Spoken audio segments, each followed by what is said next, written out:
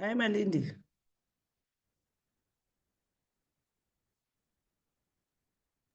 Hayi Thandi.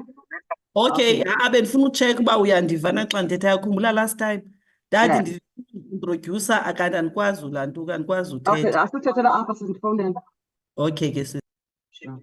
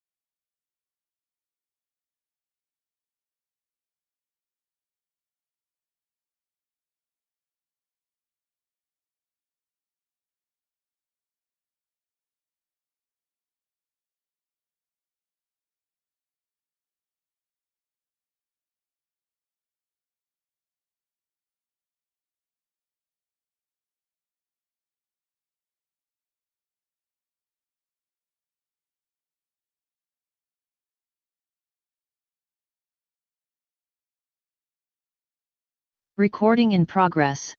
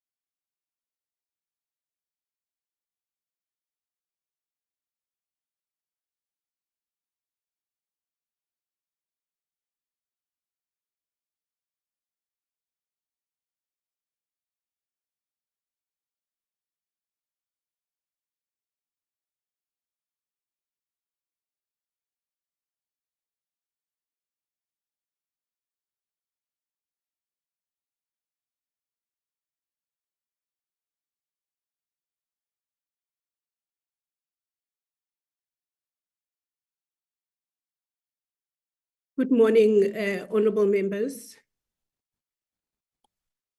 Good morning to the department. Good morning to the teams that are supporting us as the portfolio committee and as the department.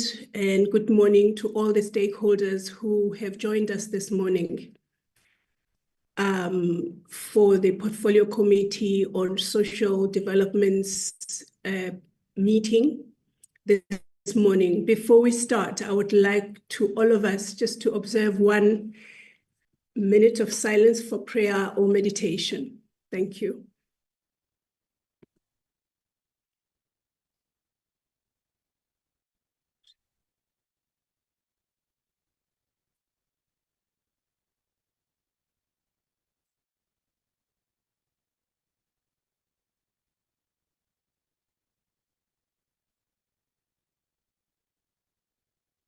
Thank you so much for that. We will now be starting with our meeting, and as we start this meeting, we know that we are still in the time that is within the 16 days of activism against gender-based violence on women and children. And also yesterday, it was the World Day for Persons with Disabilities. So as this department, that all those are our clients, as it were. Those are the people that we serve as this department and the portfolio committee as oversight body. We need to be always mindful that our work is not done until all these people feel like they are being taken care of, they are being served with dignity, and we reaching out to where they are.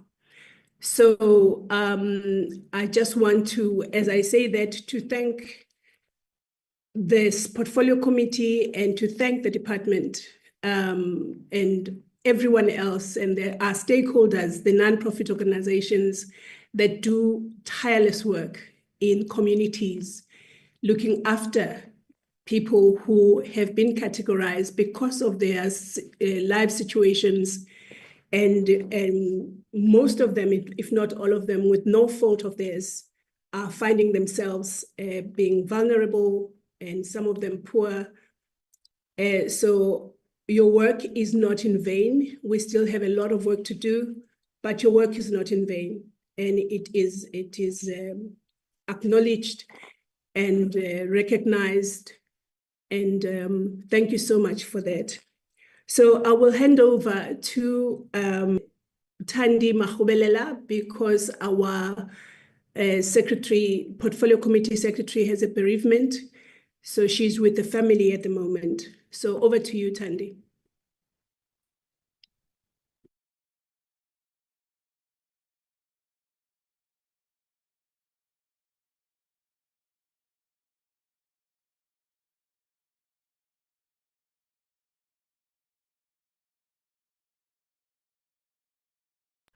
Oh, sorry about that. Good morning, Chair, and good morning, the members.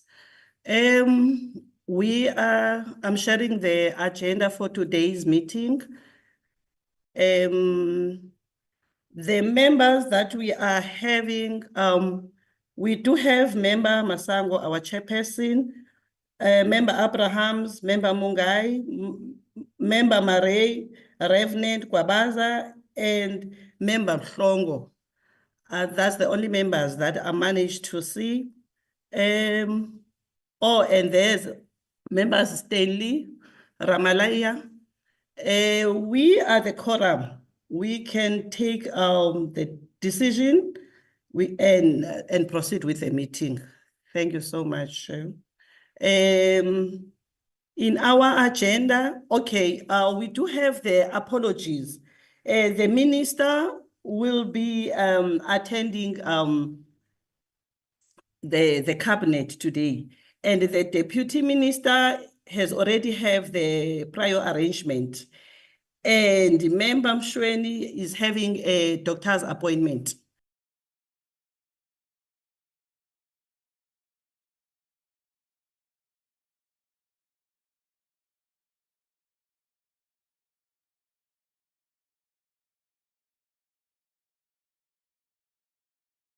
Thank you, Thandi, for that. I would like to then table this agenda, and I just would like to say, after the apologies, since we have the minister is not here or the deputy minister is not here, so the slot where the agenda item rather, where the minister would have given an overview will obviously not be taken. And so we will have a briefing by the Department of Social Development on the progress made in the implementation of the National Strategy on Gender-Based Violence and Femicide. And then we will have a presentation on an overview of the Department of Social Development's interventions addressing teenage pregnancy, sexual assaults, and statutory rape. And then we will have committee deliberations and responses. And then thereafter, we will have internal business that the portfolio committee will go through. I will not go through the items as they are of internal nature, but I would like to now table the agenda for adoption, please, honorable members.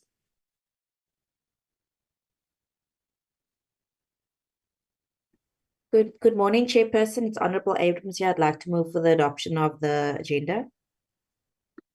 Thank you, Honorable Abrams. Would we have a member, honorable member, seconding the adoption, please?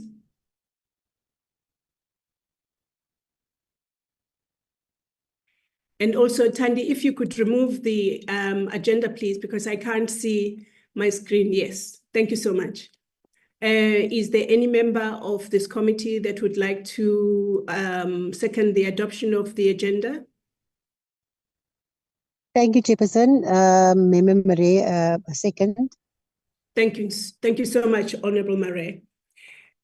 So we have our agenda as we went through it, having been adopted and seconded as now the official agenda according to which this meeting is going to proceed. I would like to then take this opportunity to hand over to the ADG, the Acting Director General of the Department of Social Development, to go ahead with the presentations as he and his department have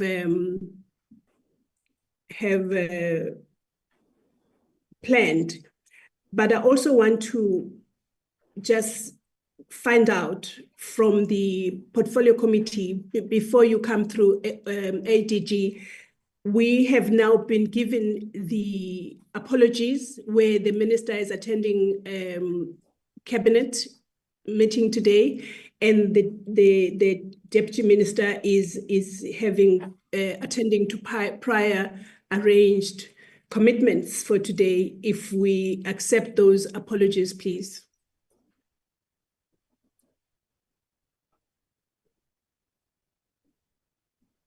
That will mean we do, because I'm not seeing any reaction from the honorable members. ADG, please go ahead and present to us. Thank you. Good morning, Honorable Chairperson and members of the Portfolio Committee for Social Development.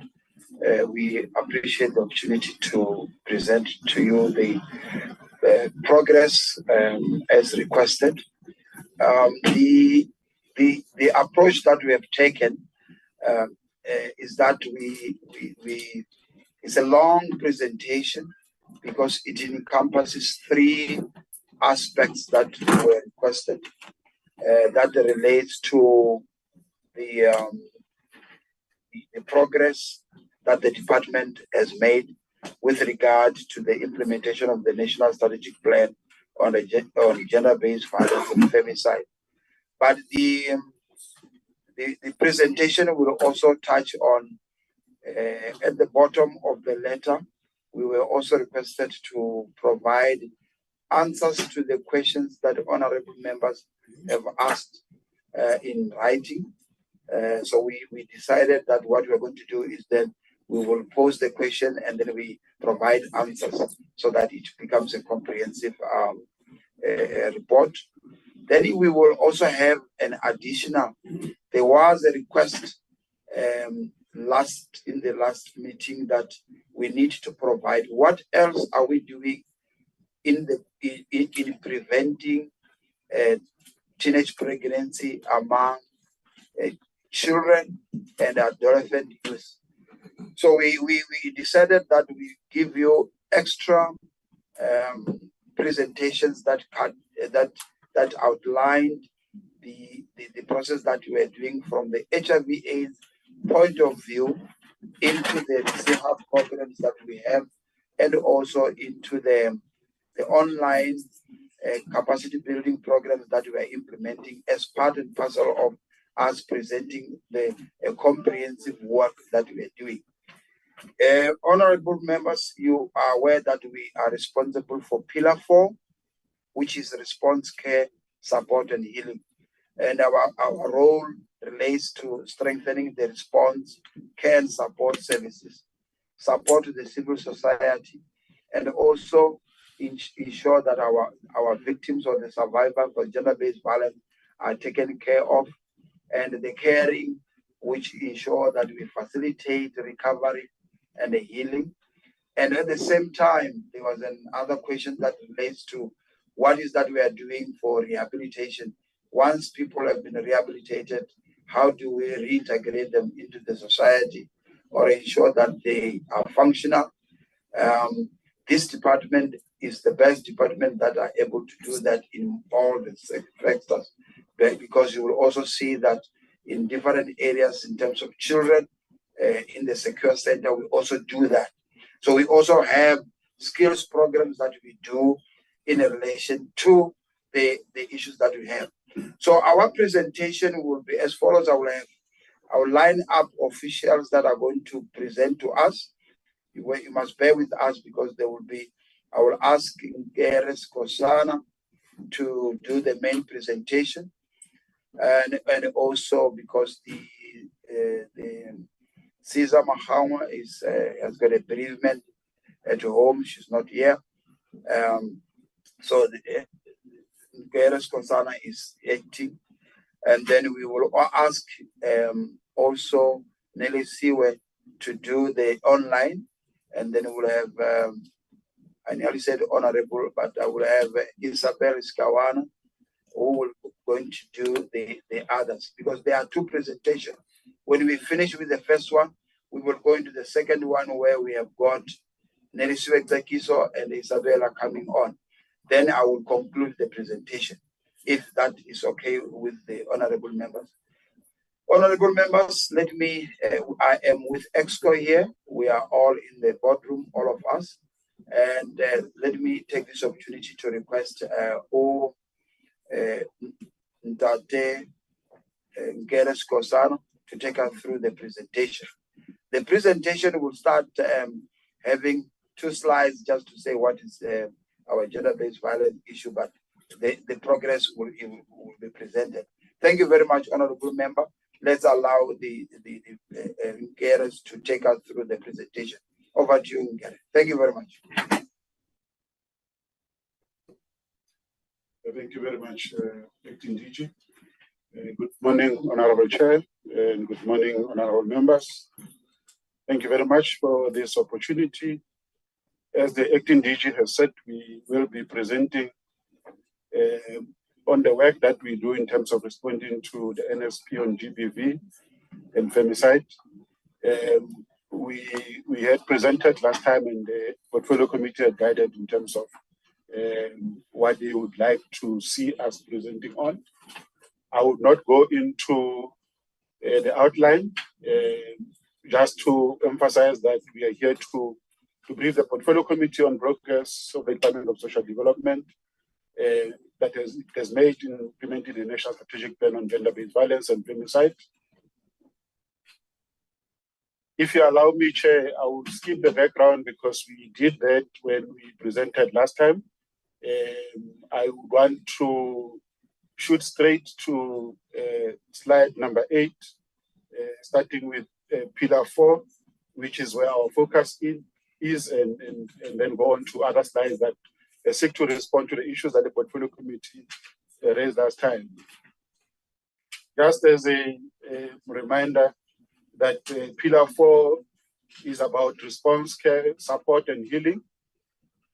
And in it, we look at strengthening the existing response care and support services by the state and civil society in ways that are victim-centered and survivor-focused to facilitate recovery and healing. We also deal with secondary victimization to ensure that it's eliminated through addressing specific individual and systemic factors that drive it. We also seek to ensure that victims feel supported by the system to access the necessary psychosocial material and other support required to assist them with their healing. We further want to ensure strengthened community and institutional responses to provide integrated care and support to GBVF survivors and their families that take into account linkages between substance abuse and HIV and AIDS.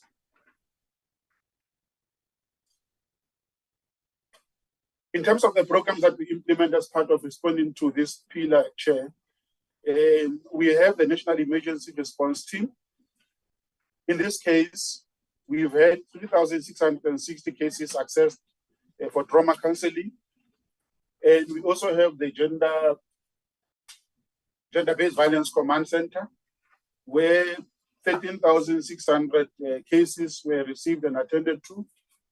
Then we have the shelters, Kusalega, One-Stop Center, White Door and Green Door shelters. In this situation, we've had 5,770 incidents dealt with. Then we provide a range of aftercare services, rehabilitation and skills development that would be covered in our presentation later. Just zooming into the sheltering services and providing more detail. The total number of shelters for victims of crime and violence in South Africa, they number up to 143. And in Gauteng, we have 22, Western Cape 25, Mpumalanga 25, KwaZulu-Natal 22, Northwest 14, 17 in the Eastern Cape, 9 in the Northern Cape, 2 in Limpopo, and 7 in the Free State, and all of these add up to 143. Then we have a number of White Door centers. We have 44 in Gauteng. We don't have any in the Western Cape. We have 1 in Mpumalanga, 10 in KwaZulu-Natal. We have 1 in Northwest. Then we have 146 in the Eastern Cape, and we have 2 in the Northern Cape, and 1 in Limpopo and Free State each. Then we have Kusaleka One-Stop centers. We have 1 in the Western Cape, 9 in Gauteng, 9 in Mpumalanga and KZN as well. We have 1 in Northwest and Eastern Cape, and then we have another 1 in Limpopo. We don't have 1 yet in the Free State.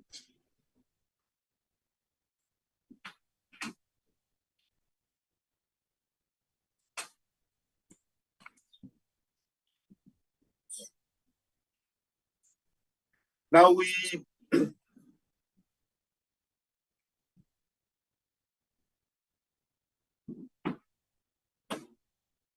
in terms of providing a breakdown of number of beds per province, and maybe clarifying whether this only includes DSD, these are the number of shelters, and I think I have provided the numbers in terms of where the shelters are. In terms of bed capacity, we have 604 in Gauteng. The Western Cape has 1,332. Mpumalanga has 98. KwaZulu-Natal has 1,359. Northwest have 170. Eastern Cape has 229.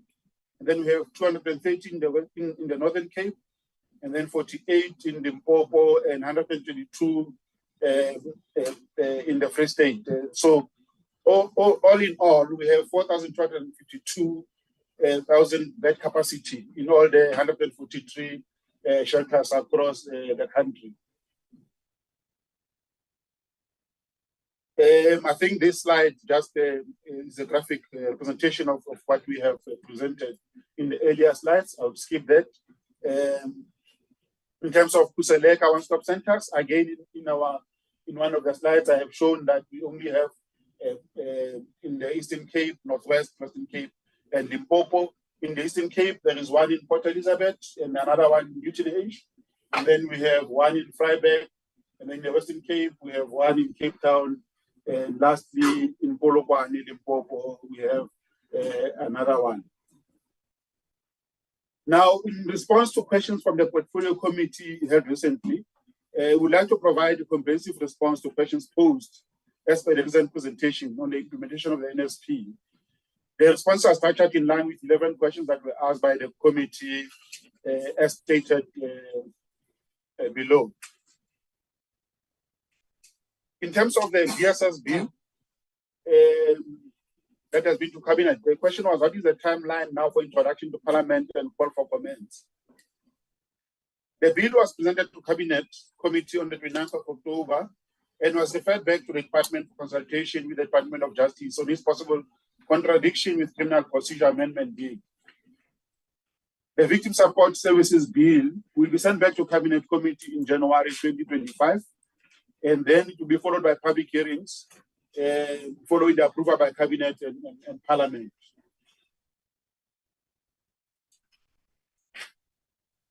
In terms of the questions related to the status of the Gender-Based Command Center, Sona Government had appointed Brilliantel to host a call center service with inbound and outbound call functionality, a location-based and or geographic positioning system functionality to ensure that all victims of gender-based violence can be located to ensure that they are assisted adequately. This function must be compliant with the Protection of Personal Information Act. It must also be fully functional across all of the telephone and cell phone service providers. And it must also ensure integration into the integrated justice cluster systems and applications, and provide a mobile application to be used by social work field workers. So these are the terms under which Brilliantel was contracted. However, Brilliantel could not perform as per contract, and the contract was formally terminated on the 17th of September 2024. Since then, there's been limited functioning of the command center.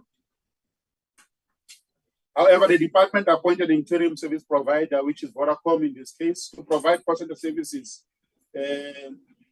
as of the 11th of November 2024.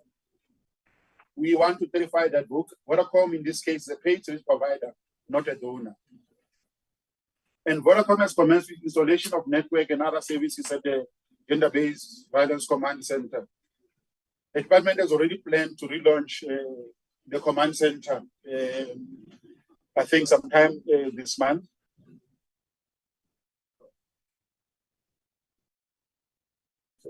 We also then requested to provide the budget for each of the programs identified in both presentations and an average call for one awareness session. In terms of the B and PGBV, that cover Pillar 2 and 4, in 2021, we had an allocation of 607,792. In the following year, 21-22, we had an allocation of 744,853. In the 2022-23 financial year, the allocation was 759,240. And in the 2023-24, it was 817,740. In the current financial year, the allocation is 802,546. In terms of CARA funds, again, covering Pillar 2 and 4, in 2021 up to 2023-24, it was an allocation of 50,000 rand annum, and in this financial year, it's 25,000 rand. And we then have support from the EU starting from this financial year, and an amount of 41,000 rand has been allocated. The next slide, it's quite congested, and I hope members will be able to see. And this reflects the budget for 2023-24 to address the 365 program of action on no violence against women and children, including provincial campaigns. This would include the World Day Against TIP and TIP Awareness Week. We had an amount of 950,000 that was allocated in the budget for appointment of service providers on the Victim Support Service Bill. We spent 200,000 rands, and the balance was 750,000, meaning that we had spent 21% of that. Then we had Capella Awareness Campaign on Trafficking in Persons and World Day Against Trafficking in Persons, a budget of 150,000. We are yet to spend on that budget. I'm not sure, Chair, if members would want me to go through each and every item. Maybe if I could just get guidance. Safe to say that the budget is 123,256,000, and at the moment, about 93,897,500 has been spent, and the balance is 29,258,000.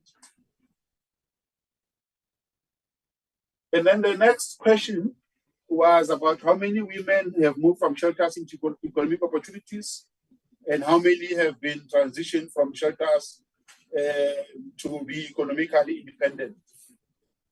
While the department has incorporated aspects of skills development in shelters and select our stop centers, the mandate of the department is limited to provision of psychosocial support services in order to empower victims of crime and violence.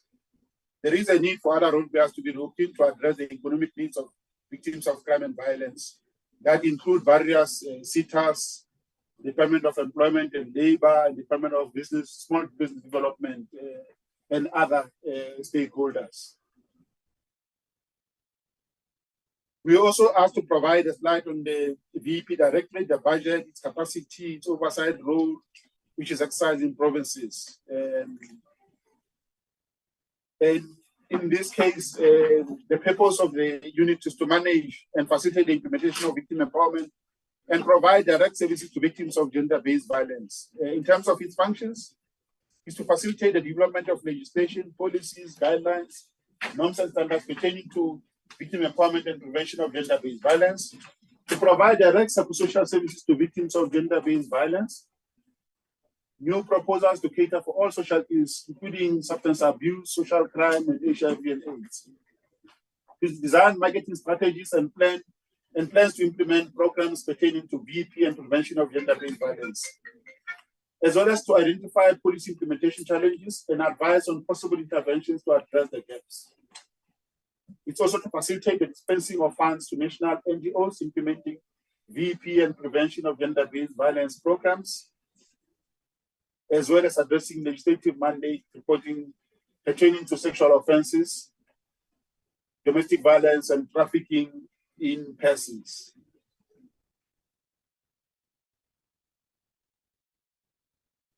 In terms of the capacity of this unit, it is led by a director, and it has 4 social work policy managers and 1 vacant post.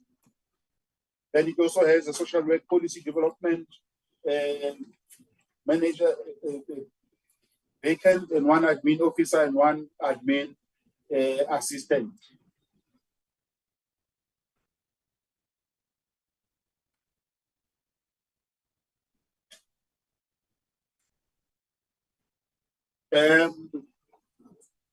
They are going to come before the different functions and reporting structures within the Gender-Based Command Center, which reports to the Directorate VEP that I have just outlined.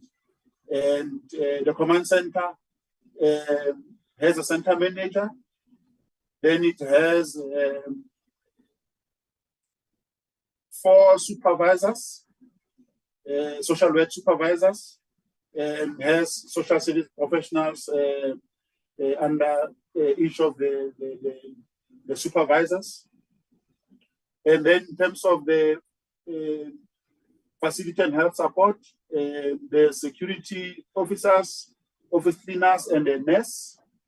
And in terms of support functions, they have a quality manager, the IT coordinator, quality assurance, technical shift supervisor, and training coordinator.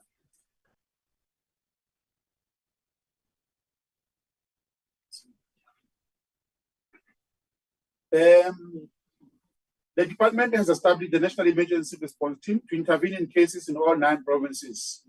And we have recently deployed this unit to intervene in cases as indicated, and this is in response to the question or the issue that was raised regarding shocking statistics of femicide in the Eastern Cape.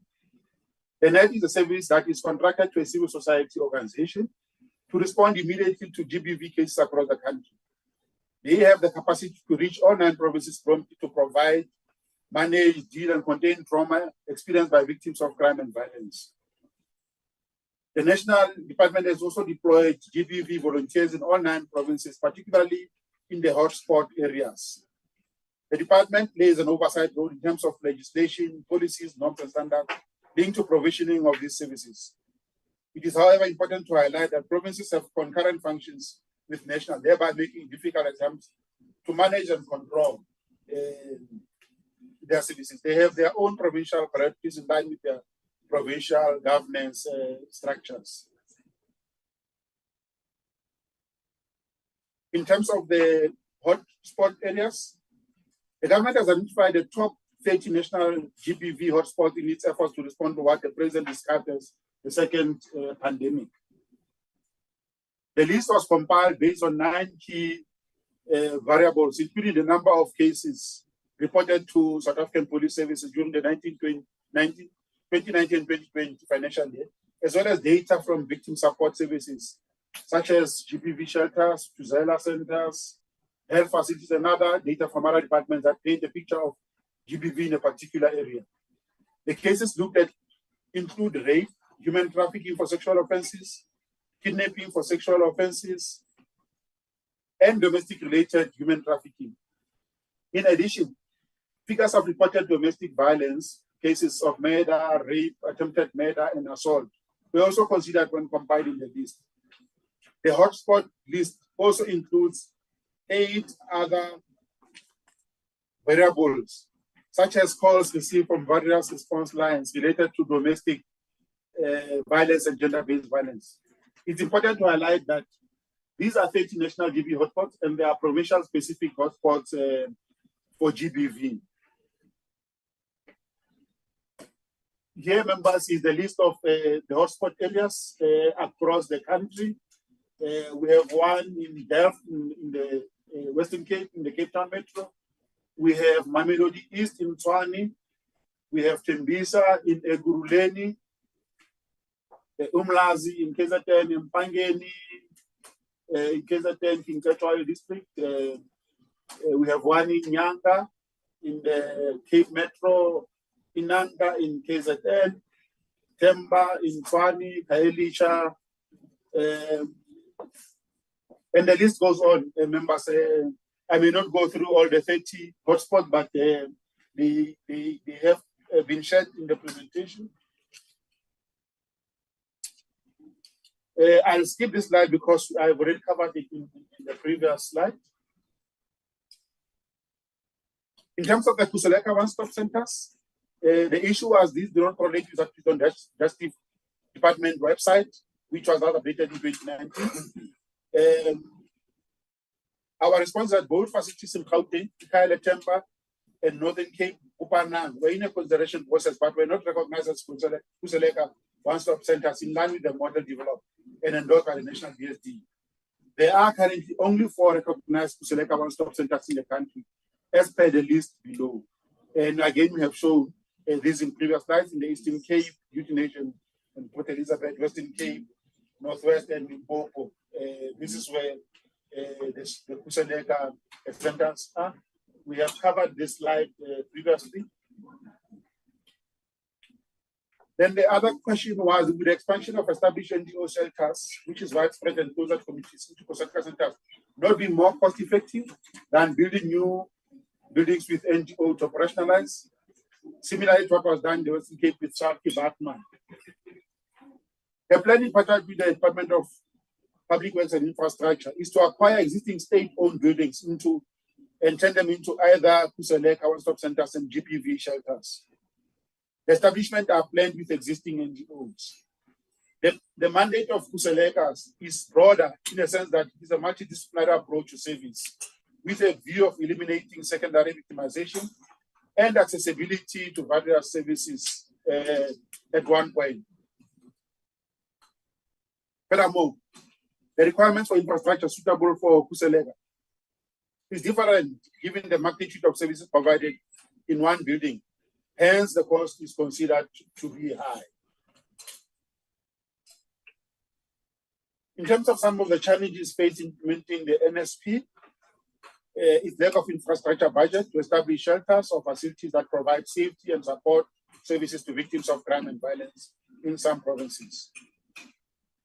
There's also high cost implications for establishment of shelters, especially the Kusalega as we indicated in the previous slide.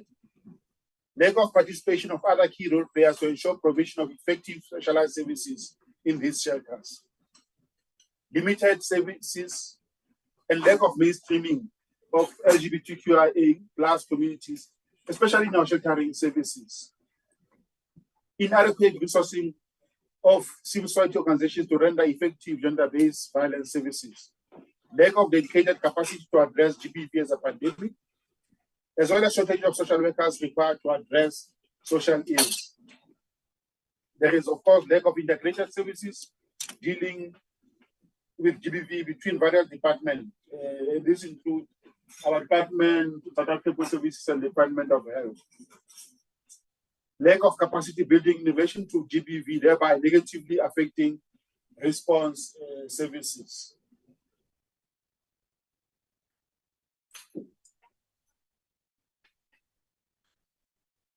The mitigation strategies to address the gaps,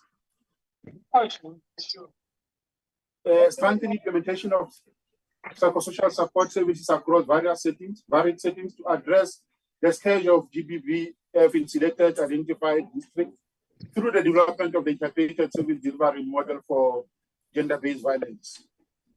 But we also seek to improve provision of psychosocial services by institutionalizing the provision of trauma and healing, infused especially on sexual and gender-based violence interventions in line with the minimum core package of services.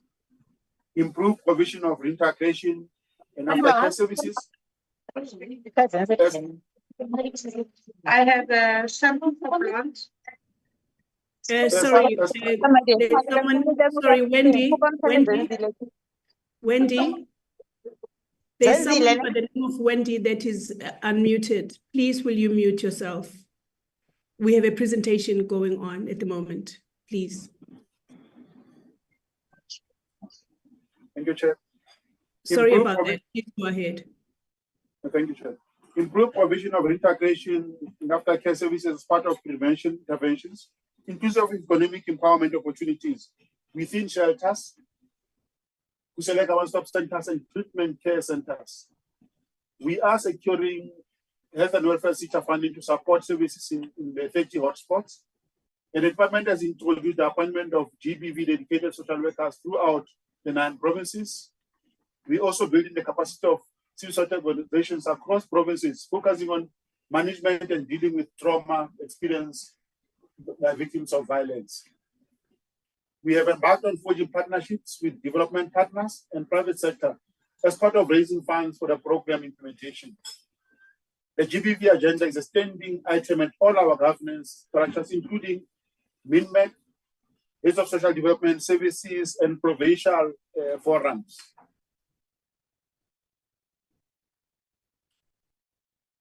We are now going to deal with services get towards dealing with teenage pregnancy. And we want to indicate that although these programs are geared towards behavior change, it should be noted that this is not the core mandate of the Department of Social Development. However, the department contributes in dealing with the stage of teenage pregnancy through some of these interventions.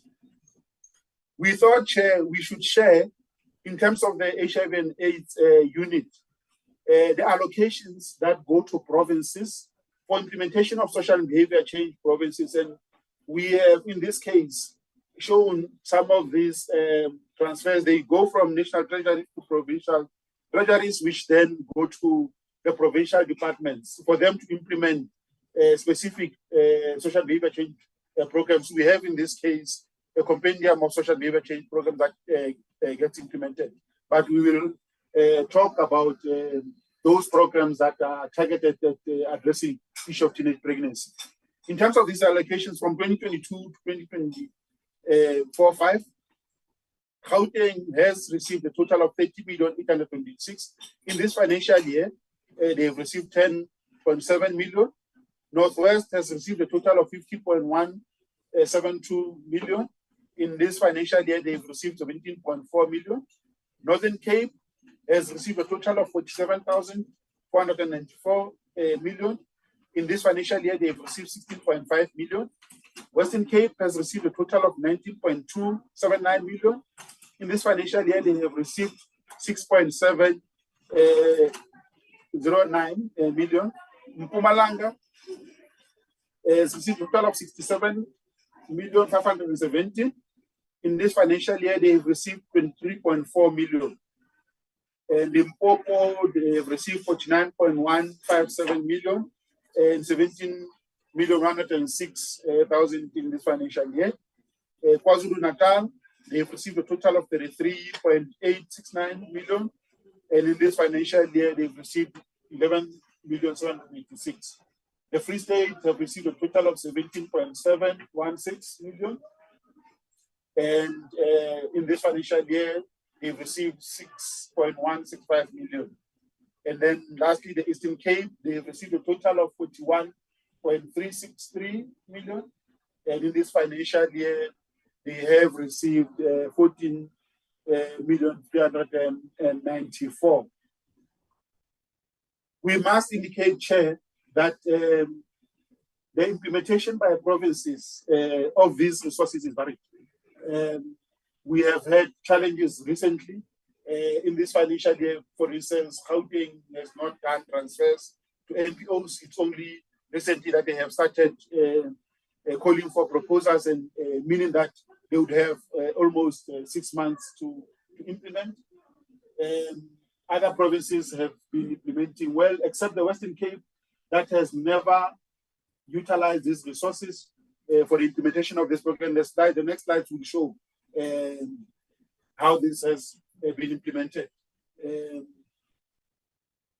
I want to zoom on the two programs, Chair, that I said seek to address the issue of teenage pregnancy. And we presented on this the last time when we were the portfolio committee. We have in Mpumalanga, they're implementing YOLO and CHOMI in this financial year. Their target for the first quarter for YOLO was reaching 1,030 beneficiaries in the first quarter, and they achieved a total of 1,927. In the second quarter, their target was 2,000 beneficiaries, and they reached a target of 2,246. In terms of CHOMI, which is targeted 10 to 14-year-olds, their target in the first quarter was 1,050. They were able to reach 2,619 beneficiaries. The quarter two target was 2,000, and they reached a target of 1,771 beneficiaries.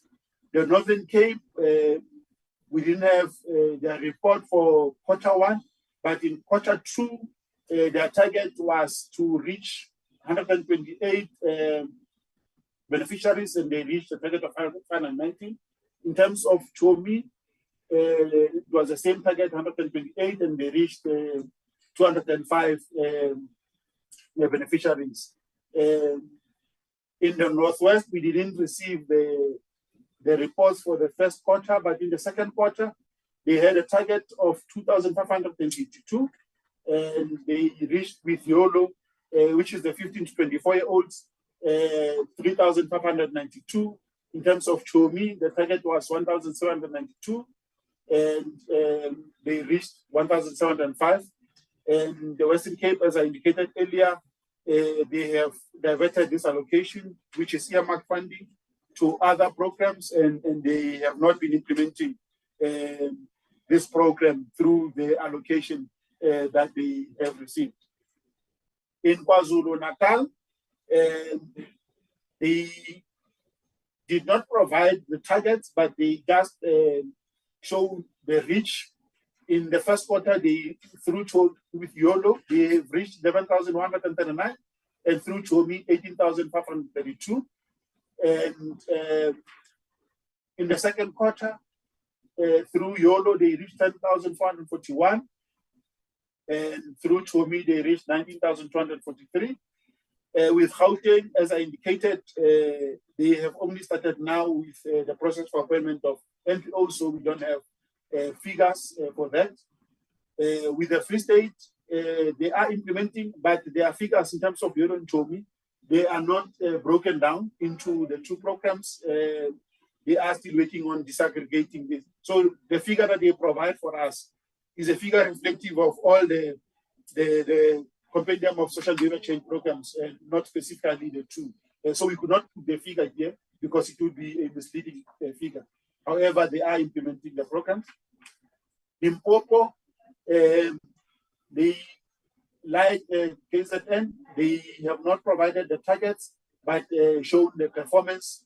They reached through YOLO 9,932, and through CHOMI in the first quarter 11,333, and in the second quarter they reached 14,405, and through CHOMI 23,270. And then the Eastern Cape in the first quarter, their target was 1050, and they reached 308, which is underperformance. And as well as with CHOMI, the same 1046 and 578. In the second quarter, their target was 1048, and they were able to reach 2,825. And with CHOMI, the target was 1050, and they were able to reach a target of 3,307. Now, Chair, we must indicate that we also have funding from PEPFAR through USAID, and we are reporting on the allocation for 5 provinces at the moment. Although the program or the project is expanding to 3 other provinces, the only province where USAID is not implementing is the Northern Cape. But in Gauteng, in this past financial year, which ended in September, because we're using a PEPFAR financial year, which starts from October to September. So as at the end of September this financial year, we had reached through this project 46,500 beneficiaries. And this is for the 2 programs, YOLO and CHOMI. And the amount there that we that was allocated is 18,085,250. In KwaZulu-Natal, we reached 21,900 beneficiaries, with a budget being 8,508,150. In the Free State, we reached 20,000 beneficiaries, with 7.7 million allocated. In the Northwest, we reached 9,000 beneficiaries with 3.4 million allocation. In the Western Cape, 7,000 beneficiaries with 2.7 million. That's why Chair said in the Western Cape, we are implementing through this funds from the USAID as a way of trying to encourage the province to also implement this. So this is the breakdown in terms of the number of beneficiaries that have been reached. and those that enrolled and finished the program. And as you see, Chair, the project has done very well in all these provinces, with only Chomi in the Western Cape, where we had 117 dropouts. But generally, it has done very well in terms of reaching the target that has been set for us. Maybe Acting DG, we can then allow for Mr. Iso to also then share the issues around cyberbullying and online safety issues. Thank you, Chair. Thank you, Chair. I'll hand over to Mr. Iso. Okay, thanks very much. Honorable members, there were questions that were asked in relation to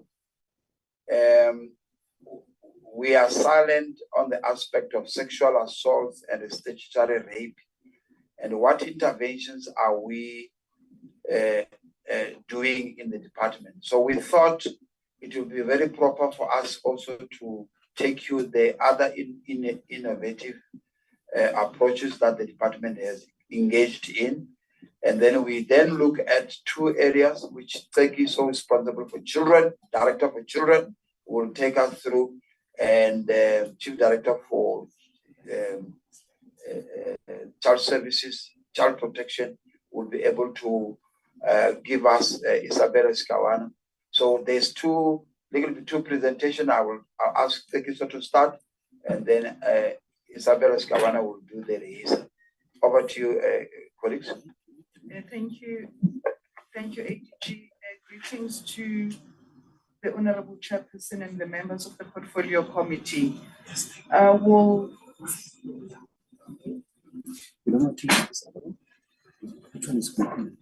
I'll be talking to the online safety for children, which is one of the areas that is of concern for us as the country, because our children get exploited online, our children get exposed to online child abuse, including sexual abuse. As the country in 2019, after acknowledging this gap, and also the international community, of course, supported by UNICEF, we were invited to become the member of what we call We Protect Global Alliance to end online child sexual abuse and exploitation. And in 2020, the Minister of Social Development signed that acceptance letter so that as the country, we embrace all the initiatives and get the technical support in order to ensure that we end online child sexual abuse and exploitation. I must indicate, Chairperson, that when we look at our statistical records, child sexual abuse, it is very high. And it's not shocking that as the country, we also see the high levels of teenage pregnancy, coupled with the high levels of child abuse sexually. We also noted that our children are also deliberately neglected and also neglected by parents and caregivers, which is also a concern that is confirmed by some of the studies that we have conducted in relation to online safety. As part of We Protect the Global Alliance, there is an explicit responsibility that countries that are part of this We Protect Global Alliance needs to align with. We call that Model National Response, which is currently being developed through the technical support by UNICEF, who has contracted the Bureau Market Research of UNISA. And that strategy, the country strategy on the Model National Response, will be completed in October 2025. I must indicate as well that whilst there is this partnership or membership into We Protect Global Alliance, the Department of Social Development, supported by UNICEF, we conducted a study within the country called Kids Online Survey. And that survey comprised of 2,643 children and 1,393 parents. The age group for children, it was 9 to 17 years of age. And again, the contracting was given to Bureau of Market Research because they are specialists in terms of youth research in the country, which is very limited. This survey also formed part of the international study conducted amongst the 14 countries in Southern, Eastern Africa, and Southeast Asia. And this was commissioned by UNICEF Office of Research called Innocenti, together with UNICEF country offices, as well as Interpol, because issues of online safety, they are not confined within borders of the country. They go beyond the borders. It's in an international crisis that we are confronted with. The Kids Online Survey, that survey formed part of the Disrupting Harm study, which helped us to understand what our children are confronted with when they are on the online platforms worldwide.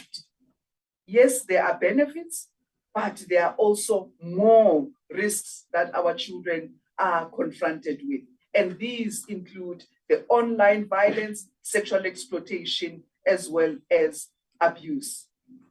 So the study kind of gave us a map on what is it that we need to do, because there are recommendations out of the Disrupting Harm,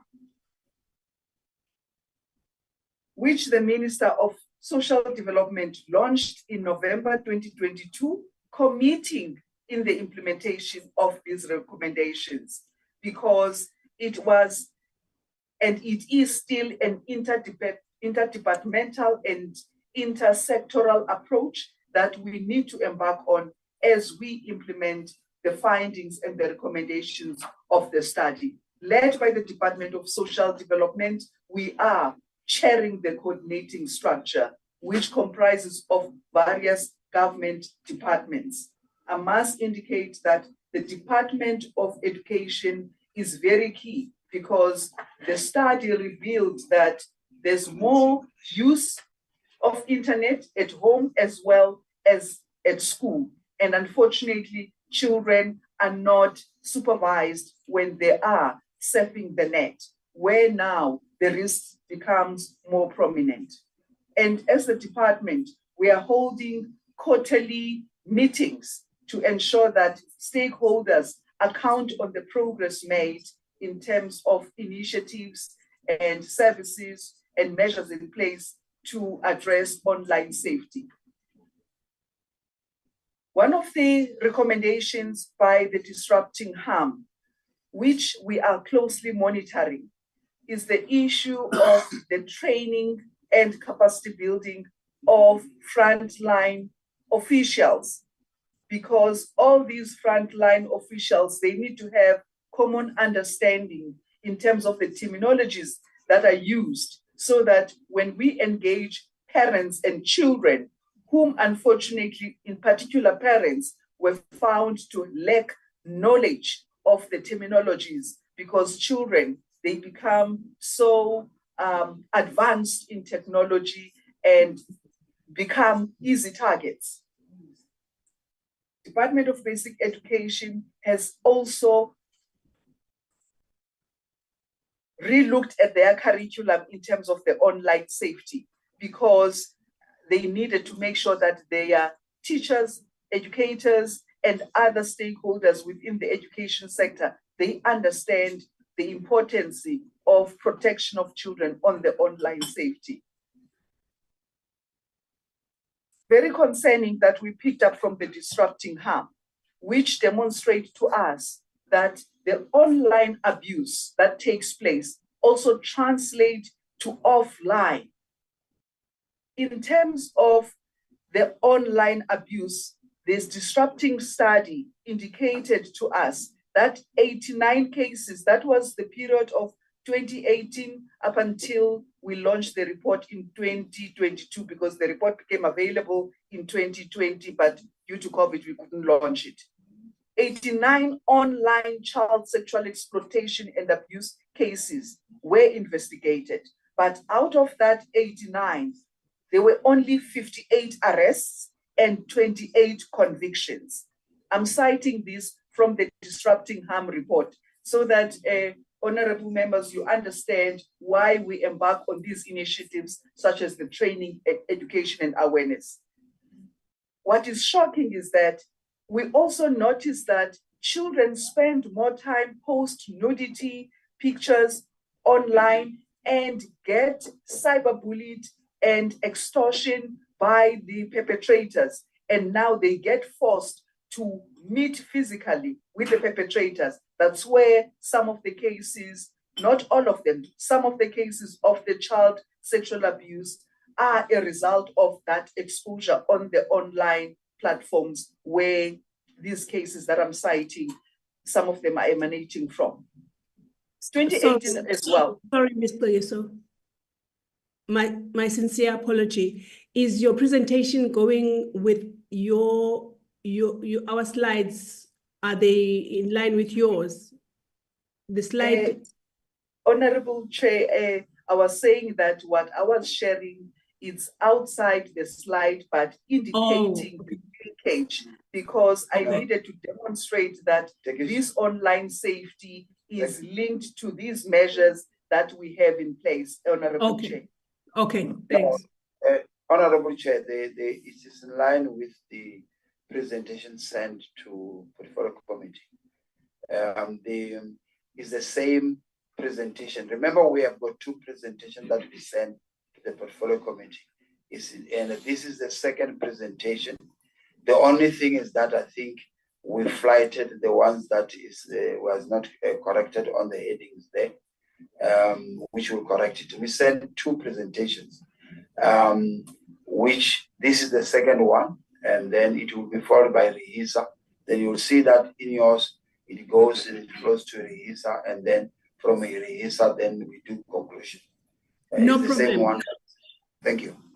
No problem, ADG. I was just saying, I was trying to follow with the statistics that Ms. Tegiso was giving, like the 89, this and the so many numbers, but she's explained.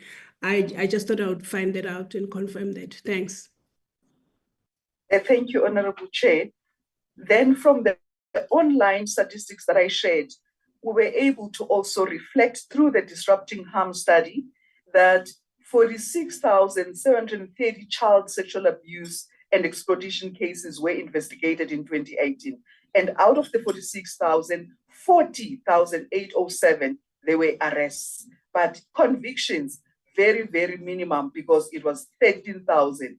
This is a call which we really want to also make a plea in the Portfolio Committee that when we deal with aspects of child protection, child abuse, child sexual exploitation, child abuse, there needs to be an intersectoral and interdepartmental approach, because this cuts across various departments, because social development would do the prevention, education, and awareness. However, the perpetrators needs to be arrested. They need to be convicted. But the statistics that I've just shared, it shows a sad story that that area is not really doing so well, meaning that our SAPs, our NPA, the capacity building that I'm about to talk to, that their Department of Social Development is dealing with, it needs to cut across all sectors.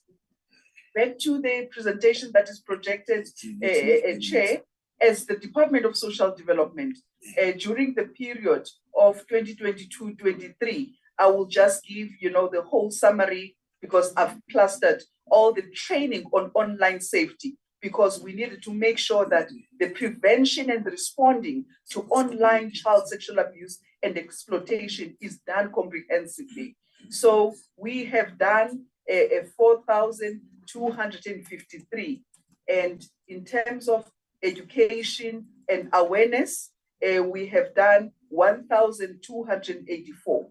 And our education and awareness, it's directed towards parents and children, as we have indicated that there's a gap in terms of knowledge, terminologies, and also some children, they also expressed the challenge of not having safety measures when they are on these online platforms, which also calls for the technology industries to come on board. And this is one of the measures that UNICEF is supporting the department to ensure that as the country, the tech industry comes on board and build in safety mechanisms so that when children are surfing online, there are pop-up messages for their care and protection. We also have guidelines for the prevention and response to child abuse, child exploitation, as well as programs for children when they become exploited. And we have developed even social work guides so that social workers understand how they should intervene when the children have been exploited, in particular on this online participation. And one of the feedback that we have received from the participants, it's really fruitful capacity building because they are able to reach more children, fully confident that they are going to make the impact in terms of healing and care for these children. I have cited, because this is part of the training, the combined statistics that I spoke about, the 4,235 as part of capacity building, because I thought I'm not going to go to each province, but this is what we do as part of ensuring that our social service practitioners and stakeholders in different provinces, they are capacitated so that we can eliminate and address child exploitation, child sexual abuse, in particular on online platforms as well as offline. Still continuation of our training and capacity building. In terms of education and awareness, because this is a very intersectoral field where there are different expertise that are required. We do in education and awareness in collaboration with Films and Publications Board, in collaboration with the Department of Communication and Digital Technology, together with the Department of Basic Education, as well SAPS and NPA, because we want to make sure that we empower our children and parents on understanding the risks that they will be confronted with on online platforms. We also do the media campaigns because we believe that through media, our message can really be expanded. I have given the overall number in terms of the education and awareness, which I also indicated that it's also in schools, also webinars that we include. We go to our child and youth care centers because we also realize that these children in our child and youth care centers, they also have access into these gadgets, and they can even get into the dark web where they would get all these criminal activities, including exposing themselves into risky behaviors on these online platforms.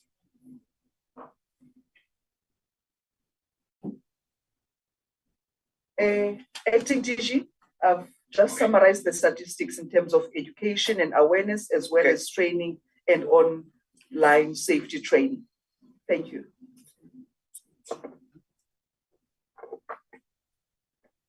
No, thanks very much. I think the last one is on a Regisa, which is part of the last one. Can I ask Isabella to start the Regisa program?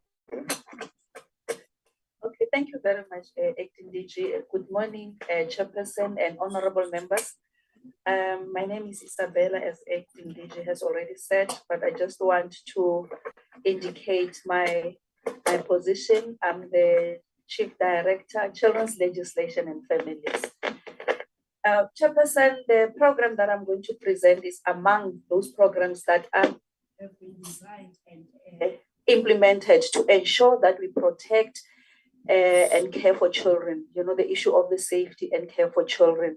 There are quite a number of programs that we are implementing, and Mr. Skosana has alluded to some of them. But in addition to them, I'm not going to go into details. You don't have a slide on that. It's about the parenting programs that we are implementing in the department. But I think I'm going to focus more on the RISIHA program. The RISIHA program, as it has been indicated on the slide, I'm not sure whether this is the slides on. Maybe I should wait for members to have a view of the slides.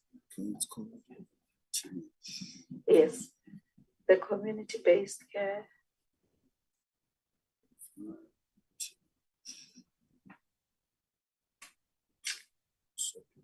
Yeah, but just to indicate, whilst he's still trying to put the slides on, I think for us to be able to care for our children and to make sure that they are safe, we need to strengthen the families.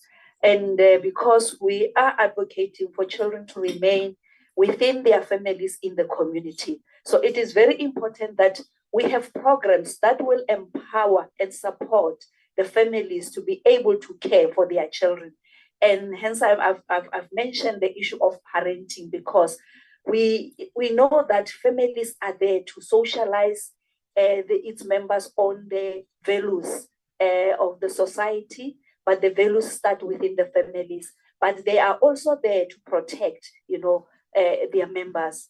And if we don't get the family right, we will be having a very serious problems. Hence, we have quite a range of social ills that we are confronted with. It's because it's showing that the moral value of the family has been eroded. And therefore, we need, if we want children to remain in families in the communities, we need to implement these programs that we are talking about. Hence, I'm saying that even though the focus is going to be on RISIHA, there are quite a number of programs that we are implementing. Now, starting with RISIHA itself, RISIHA, it's a Tsonga expression, which basically means resilience, meaning that we are moving children from vulnerability to resilience. And it is a community-based prevention and early intervention program that is being implemented by the department in partnership with, other partners. We've got your UNICEF, that is also assisting us to implement this program. Now, where do we derive the mandate? We derive the mandate from the Children's Act, 38 of 2004. We all know that this is a principal act that we are implementing as a country, to protect and to promote the well-being of our children. But we are part of the regional and international world, and therefore we are also using the regional and international framework. So the RISIHA that we are talking about is aligned to the national, regional, and international frameworks that we are talking about. And I must say that the program is implemented across the country in 9 provinces. However, I must say that maybe we still have to ensure that we promote access, to this program. But it is implemented in 9 provinces through 1,011 drop-in centers, and it is being implemented by your child and youth care workers. They are working within these drop-in centers and the social workers. So it is a multidisciplinary team.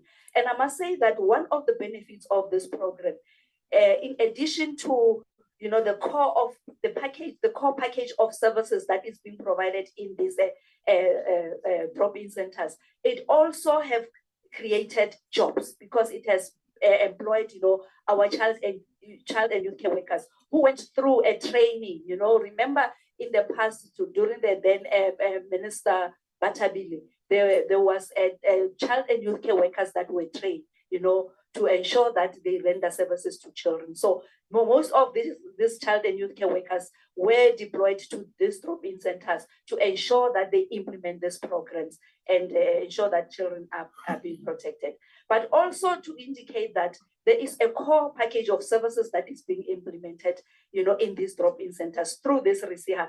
And some of these packages of services is child care and protection, food and nutrition, education support, sexual reproductive health, which basically also focuses on HIV and AIDS and psychosocial support. No, I'm still on slide number 1. Yes. So I'm still on slide number 1, members, because I'm trying to explain this RISIHA concept that we are talking about, the package of services. It's not in the slide, the package of services that are being implemented and that it is being implemented through, the drop-in centers. Maybe we should move to the next slide, colleagues. Yes, that one. Now, this slide indicates, the number of children reached, through this RISIHA program. And basically what we did, we had a target, that we have put ourselves. If you look at the slide, our annual target for this financial year, it was 237,872, and it has been broken down according to provinces. And when you look at, the performance according to provinces, you would recognize that Eastern Cape is the one that is taking a lead in terms of the performance, followed by Western Cape and then the Limpopo province. And we've been able to reach, 240,858 in Q2, the children that we have been reached, through this RISIHA program in our drop-in centers. Next slide, please. In this slide, I've spoken about the number of drop-in centers where this program is being provided. And I talked about 1,011.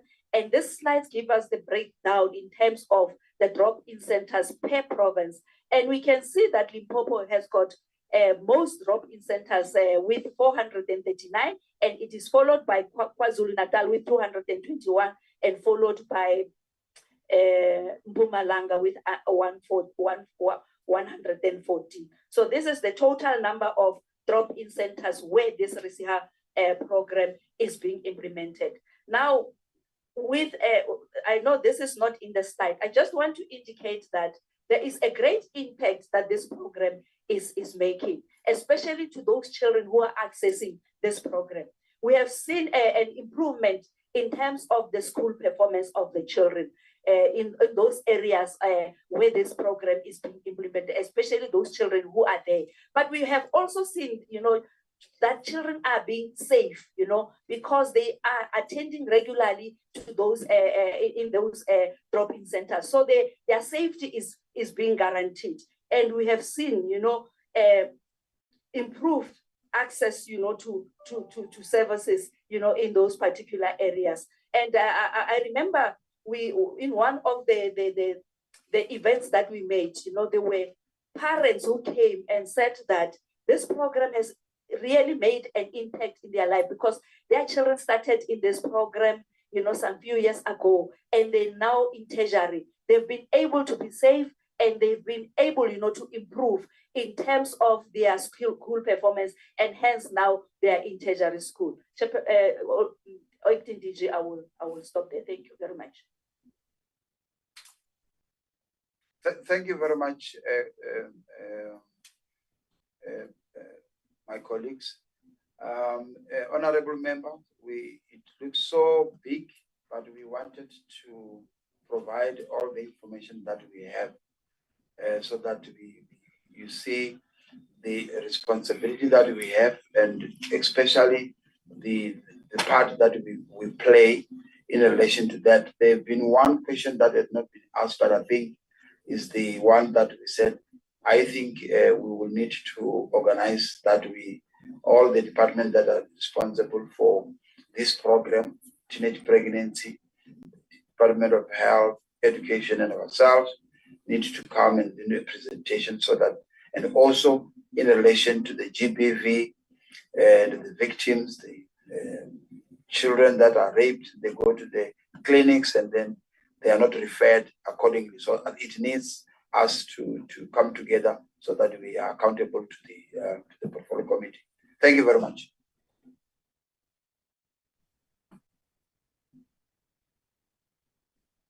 Thank you, ADG, and thank you to the presenters that have given us, slide by slide on the questions that were asked by honorable members. That is highly appreciated. I am now, my questions are many, not because of not that they were not covered in the presentations, but the more information I was gathering through the presentations, the more I asked myself a number of questions. So it's not a reflection on the presentations at all. ADG and team, the presentations are really appreciated. So I will now be taking questions from the honorable members, if they can just indicate, like Honorable Mnyai has. I will take questions, Honorable Mnyai, Abrams, Makatu. Those are the hands I have for now. You can go ahead, Honorable, or have Honorable Reverend Kwabaza. You can go ahead, Honorable Mnyai. Thanks. Thank you very much, Honorable Chairperson. And I'm not an easy person to please, but with the presentation with respect to GBV strategy, I'm very excited, because not just because of the numbers they've demonstrated, they have targeted, but also the strategy, the impact that they make. You know, because when they were presenting, they were trying to clarify the issues in that regard. So I'm very excited, Chairperson, that the quality of presentation today by the department was of utmost importance. And this is an issue we should welcome when the people improve. And I'm also happy that they went and to a degree to respond to the question that we've asked. Because I'm sure, let me start with the final comments by the Acting Director General. That, and I think I made this proposition before, Honorable Chair, that we need a joint portfolio committee between the DSD and the health, education, and the presidency, the one that's led by Chikunga of women, youth, and people with disability. We need to have joint, because the GBV is not the role of this department alone. It's the role of all of us. And I mean, the better we coordinate and have an assessment of the impact that each and every department is making, or the coordinated and coherent responsibilities in responding to the GBV. It's of critical in nature. And after all, I'm impressed by the comment of the ADG, because he says this is everyone's responsibilities, including ourselves, honorable members, through our constituencies.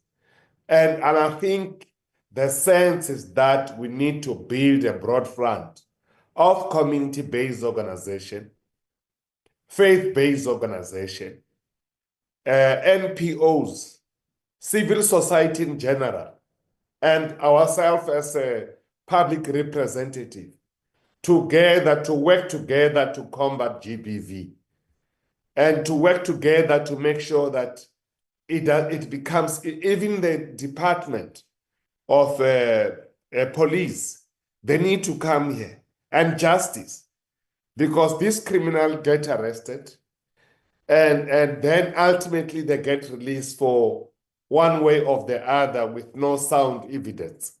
So the more we collaborative efforts together with other departments, the better. The other key issues that I think I need to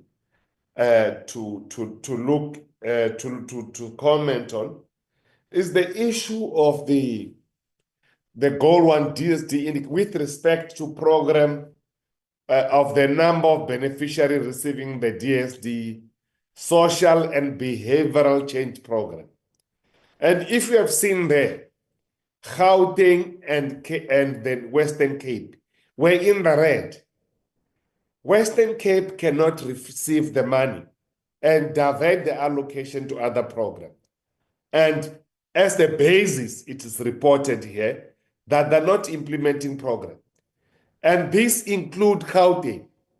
So, Chair, we need to conduct oversight on these two provinces as to why they are diverting the funds, as to why they're not implementing the program, so that we see this output, which is the impact on the social and behavioral changes on the program. So that is the critical issue. So we cannot allow Gauteng and the Western Cape to go unattended because they receive the money. It's either we must make a call that the National DSD Department must work like the Treasury. If the money dedicated for a particular specific program is changed and is not used for that purpose, don't grant the money in the future, Gauteng and the Western Cape. And we have to hold them accountable to do the work.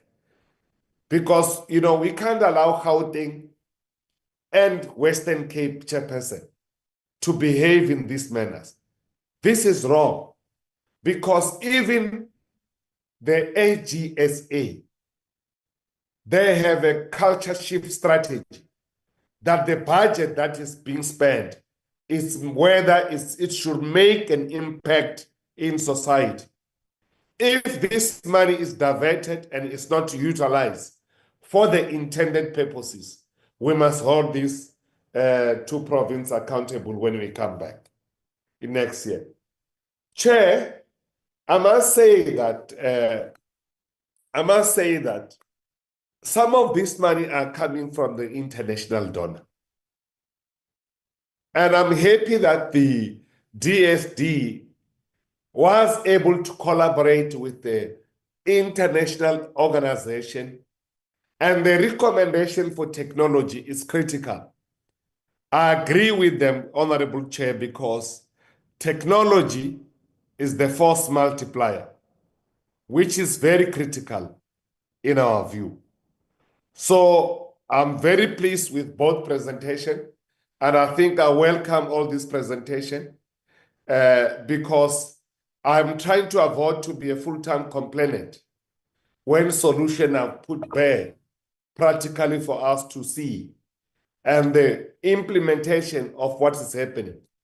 But I must say that I'm very happy again, Chairperson, lastly, this is the GBV Command Center now, that there's a Vodacom has been appointed.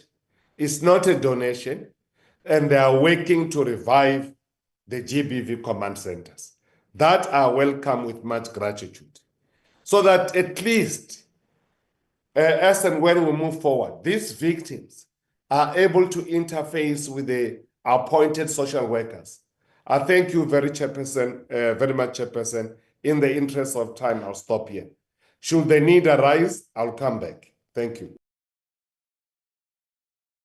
Thank you, Honorable Miai, for your comments and your question. And in fact, I think it was comments, and I echo your comments about getting, and the work is afoot. Obviously, as you say, it has been mentioned in the past in the portfolio committee that we get all these departments that are doing this work. So that is on hand, as you say.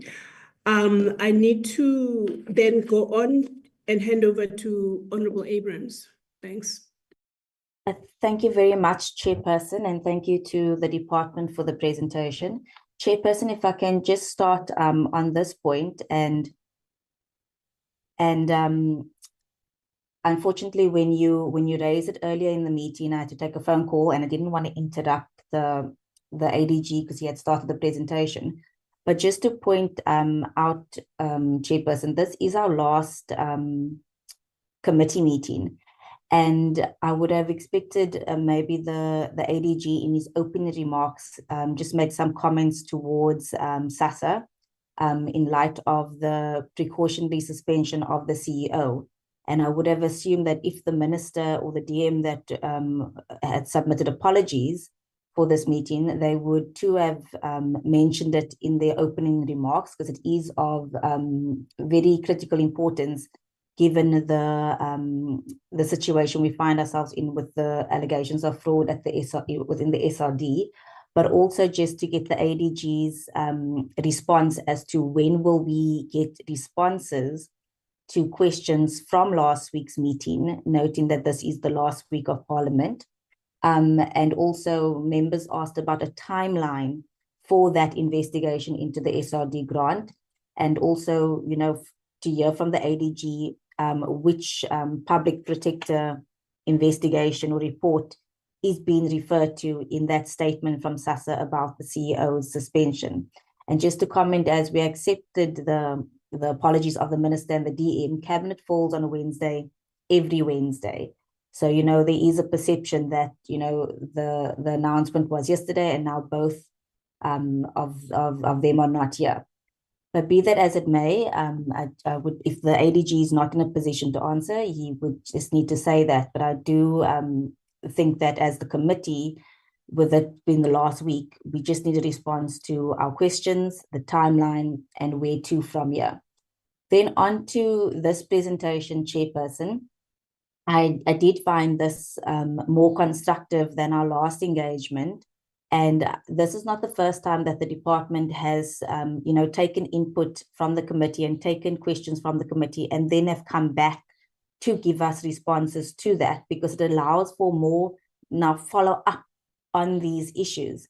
And I do know that we are limited in our program and we're limited in our time, that sometimes constructive back and forth and engagements on topics like these, where the department now had the opportunity to come back to us, is not always possible due to time constraints. But my questions on the presentation is as follows. I'd just like to know, is the NDA still managing the CARA funds?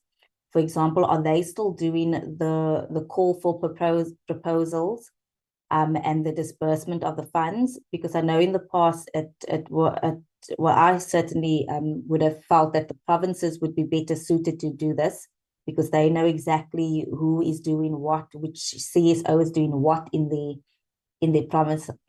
provinces. I'd like to know if they're still managing that entire process from proposal to payment to monitoring. Then on the Gender-Based Violence Command Center, if the department can maybe just explain to me that the 8 million that's been assigned to that, and of which 3.6 million has been paid and there's a balance of 4.4 million. That 3.6 million paid, has that now been paid to Brilliant? And is any of that money being recuperated, seeing that they could not fulfill their contractual obligations? And therefore the remaining 4.4 billion, I assume that will now go to Vodacom.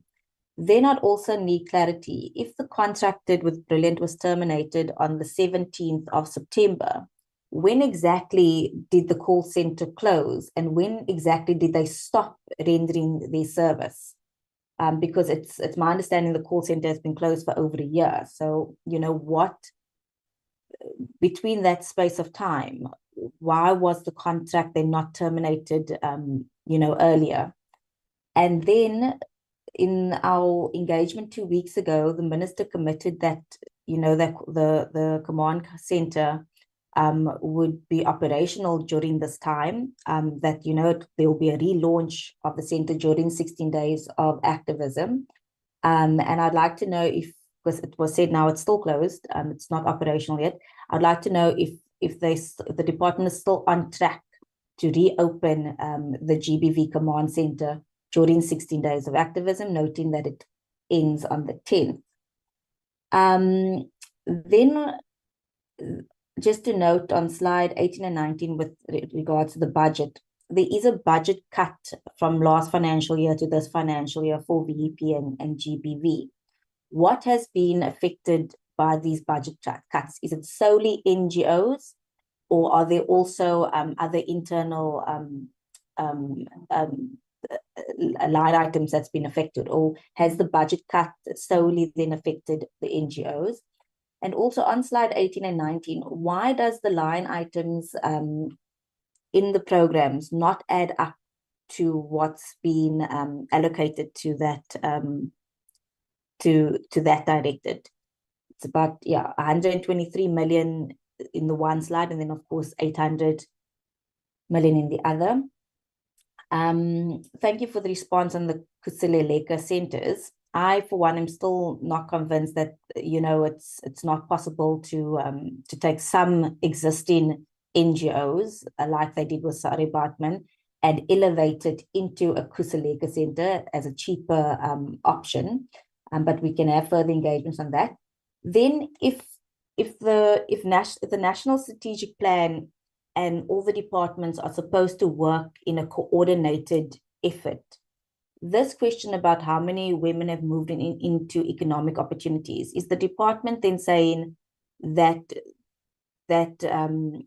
the other departments would be able to give me that information? But also, if there's a working group, or if there is, you know, interdepartmental cooperation, why is that information, you know, not available to DSD? I mean, I, for one, would have thought it would be of interest to DSD to also see that these women are moved into economic opportunities, they are now independent, so that they don't come back to the shelters, you know, that the cycle of that dependence on, you know, the male abuser in the home has now been broken.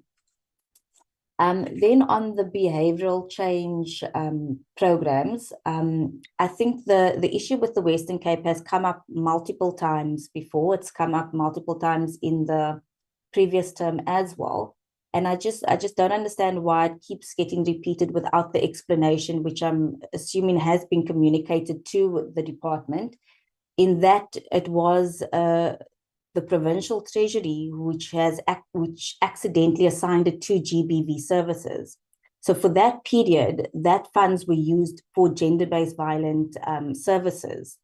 So just to, you know, point that out yet again, because when it comes up, like I'm sure it will come up again, I will have to, you know, step in and correct the misconception that the Western Cape is just doing what they want, when it was an allocation error on the part of their provincial treasury, which saw that funds went to GBV and not for behavioral change, and that's why it was corrected later on. Then, Chairperson, it is very disappointing that we also had Gauteng not too long ago to this committee to account, and yet we read in the newspaper subsequent to that NGOs have still not received their allocations, that NGOs are still closing down. And I just wonder, Chairperson, what more can the minister do to intervene in this situation? And then, because you also see that they received almost 18 million, a significant portion from USAID, which other provinces have not received, yet they still have this significant shortage and problem when it comes to funding of the NGOs, NPOs. On the statutory rape and teenage pregnancy, and I do accept the ADG's response that we do need to have the other provinces to come and report, because it's not good enough, you know, that these cases are, well, the perpetrators of these cases are not being arrested and they are not being convicted. So I think we're all on the same page with that. What I would want to know, though, the children that are giving birth, does a social worker follow up if that child is indeed in need of child protection? When does the child protection intervention take place? When the department is notified that a child, a 12-year-old, has given birth in a hospital, when does that counseling service or that determination that their child is actually in need of protection kick in. And then thank you for guiding us onto that Disrupting Harm report. I found it online and I will be reading it. And I do find it very reassuring that the department is moving with the times when it comes to, online platforms and how it is affecting the children. And then with the Reshare program, and this is my last question, Chairperson, I noted that the targets in slide 8 seem to then be very low if 6 of the provinces have by quarter 2 have already exceeded their target. So it comes back to then how were these targets set? Who gives these targets? Because it's one thing to give a low target and then the department and the provinces can say, oh, we've met our target. But here we clearly see that by quarter 2, 6 provinces have greatly exceeded that target. So surely the target, when we set it again, needs to be much higher because the need is much higher. So I do hope that, going forward, that the targets that are being set are not targets, that are targets that are realistic of the picture that is out there. And not, low targets just so that we meet the targets and can exceed the targets. And then my last comment, for the number of drop-in centers, Limpopo has 439 drop-in centers, which if we could then compare to other provinces like KZN and Gauteng, and if you look at, population, and if you look at what's this other thing we look at, the geographical landscape when it comes to density and rural areas and things, just help me understand how a province like Limpopo has 439 drop-in centers, whereas a province like Gauteng has 64 and KZN only has 221.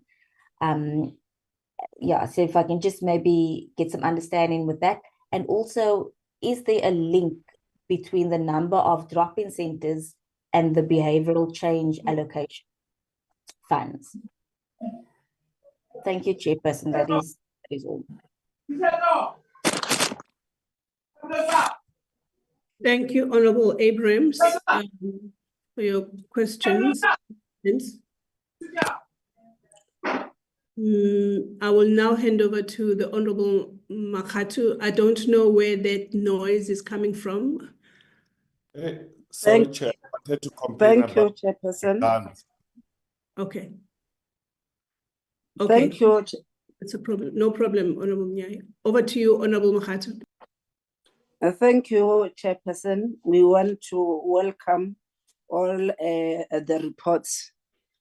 And then I just want to focus more on gender-based violence and also the femicide. So initially, I must seek to clarify on the impact, particularly with the human and financial commitment being made. So I just want the impact on that particular issue.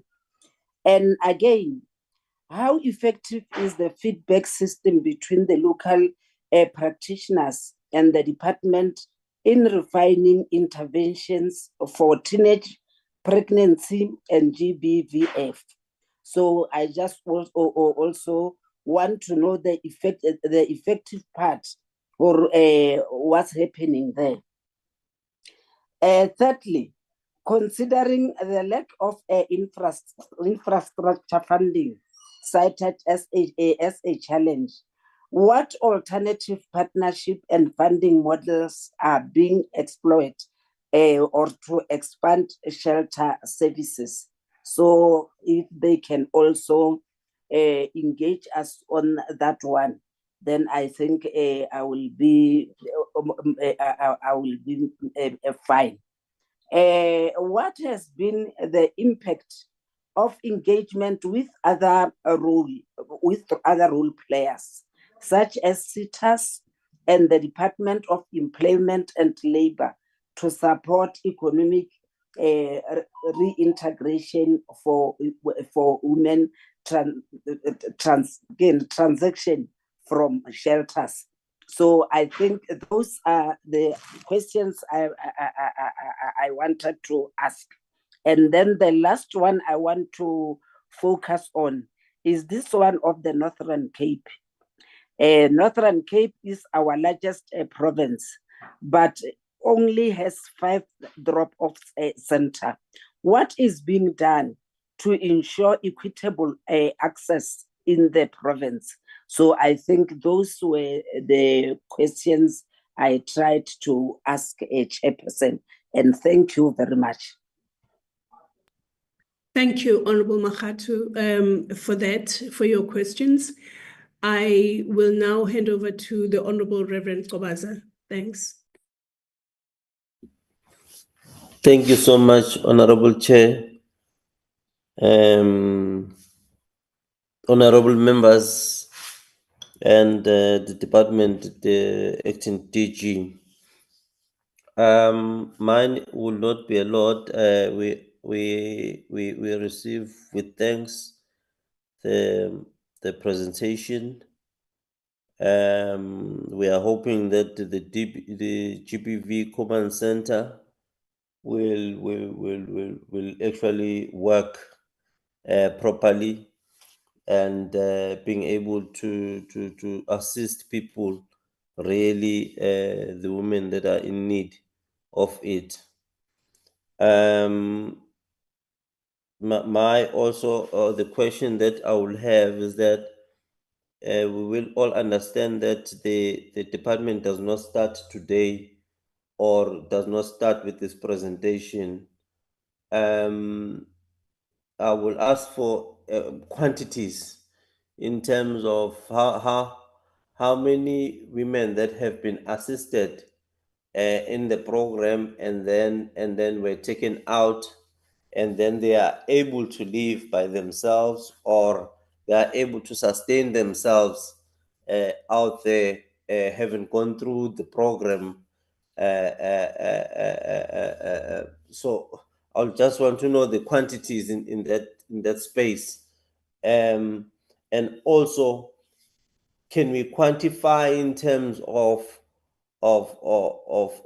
numbers when we say maybe last year we did a program, we did programs, and before we did those programs, there were 10 women that were reporting their cases, and after those programs, maybe there are only 2 now that are reporting the cases, or we are just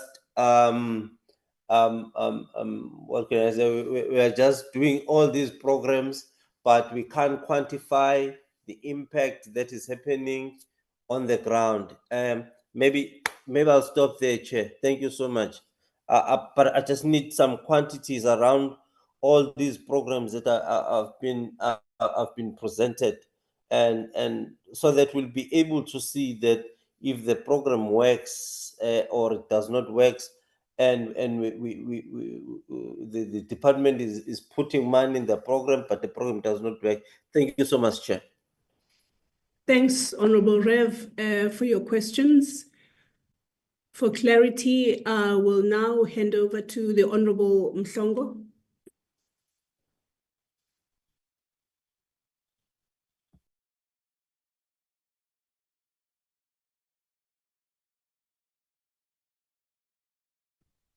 Thank you very much, Chairperson.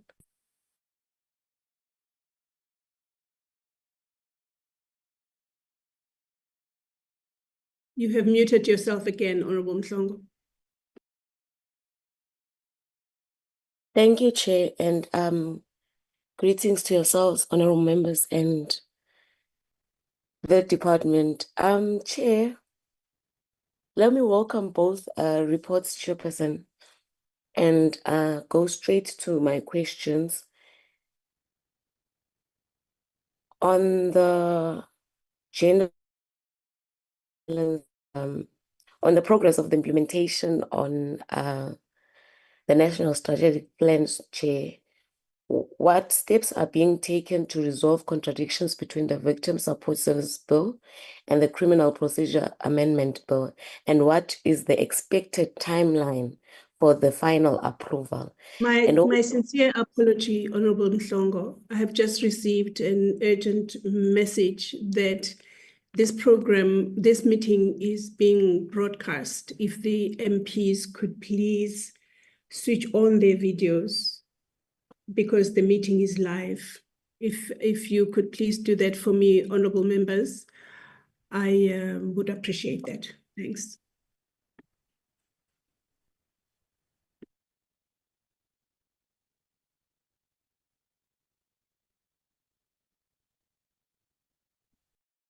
Over to you, Honorable Mhlongo, with that request being heeded, please.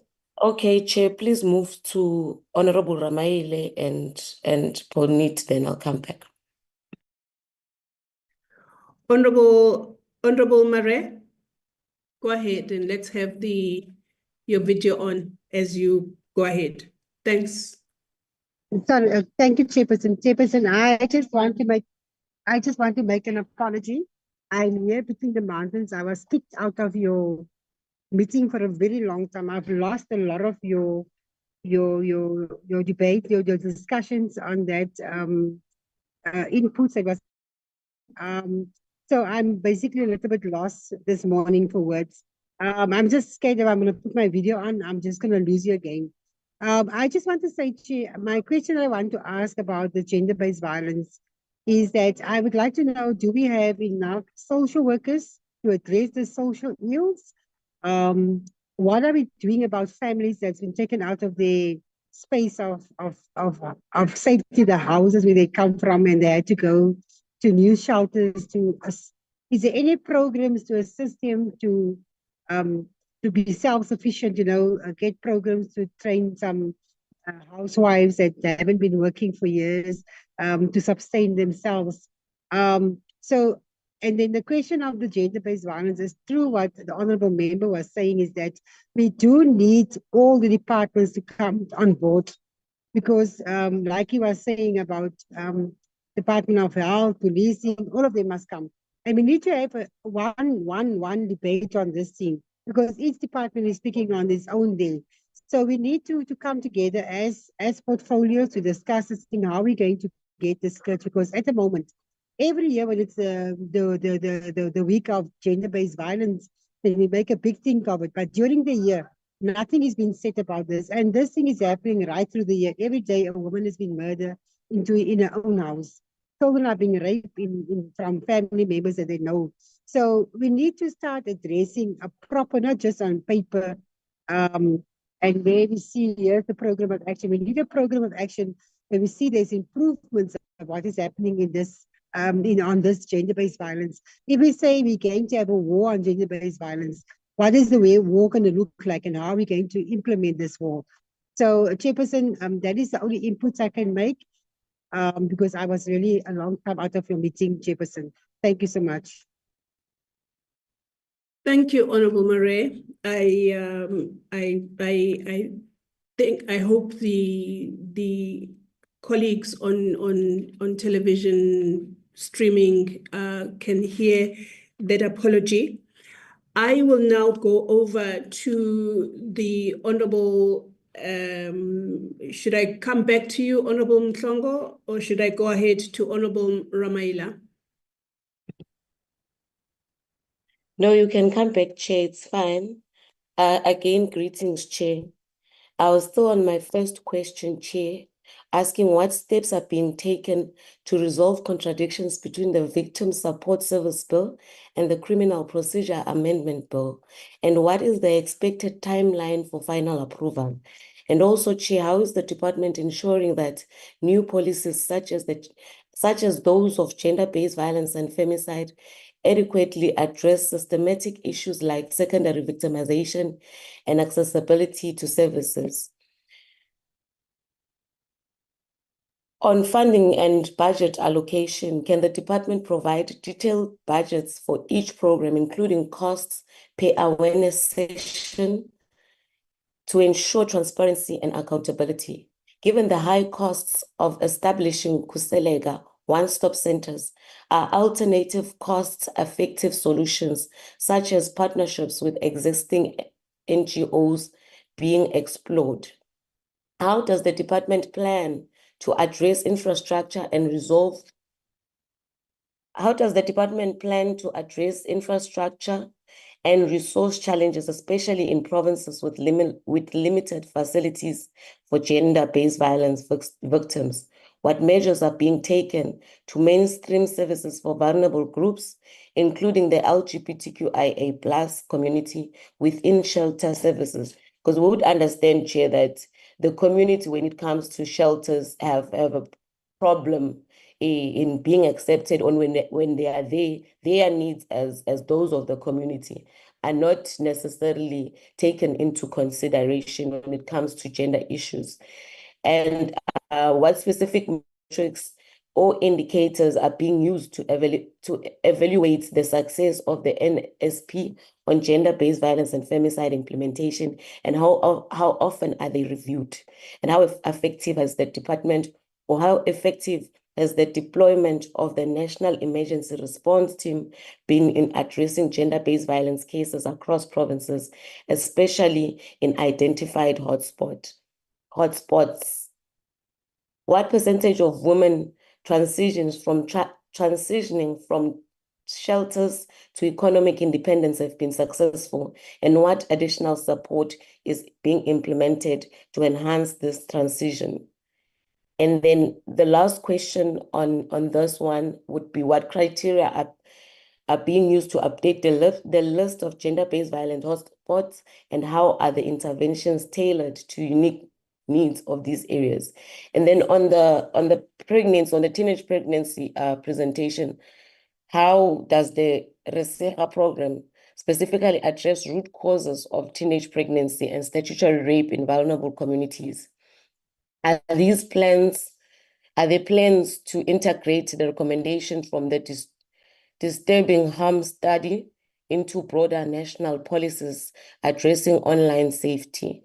And how does the department plan to address gaps in cross-border online safety efforts, particularly given South Africa's identification and transit destination from child trafficking? What percentage on the total budget is allocated for online safety training and capacity building, and how is the impact of this spending measured? Again, Chair, I'll go back to my last week question, or the week before that some of the systems in place to fight teenage pregnancy, or to fight every related to this presentation, is that it needs more social workers. And I still do not get a clear response from my last question from the department. How are they planning to work on the issue that we have young people of South Africa who are social workers are facing? Because I said it last time, these young social workers are taken to school by the department. They come back at home, they sit, they are told there's no budget. Yet most of the programs of social development needs more social workers on the ground to implement the programs. For the social development department to be effective on the ground, it needs more social workers. Can the department take us into confidence as this portfolio committee with a clear response on the issue or the problem we're facing of unemployed social workers? Because the last time there was a response of partnering with the private sector, I mean, but that response is not clear. Can there be a clear response? What is happening with the social workers on the ground? What is a clear program from the Department of Social Development in addressing the unemployment of social workers? Because most of the work that needs to be implemented on the ground needs more social workers. Thank you, Chair.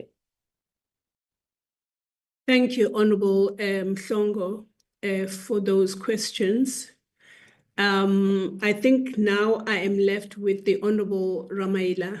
If I could please ask Honorable Mare to take off her hand that is up so that we know that she has made her comments. Thank you so much. Over to you, Honorable Ramaila.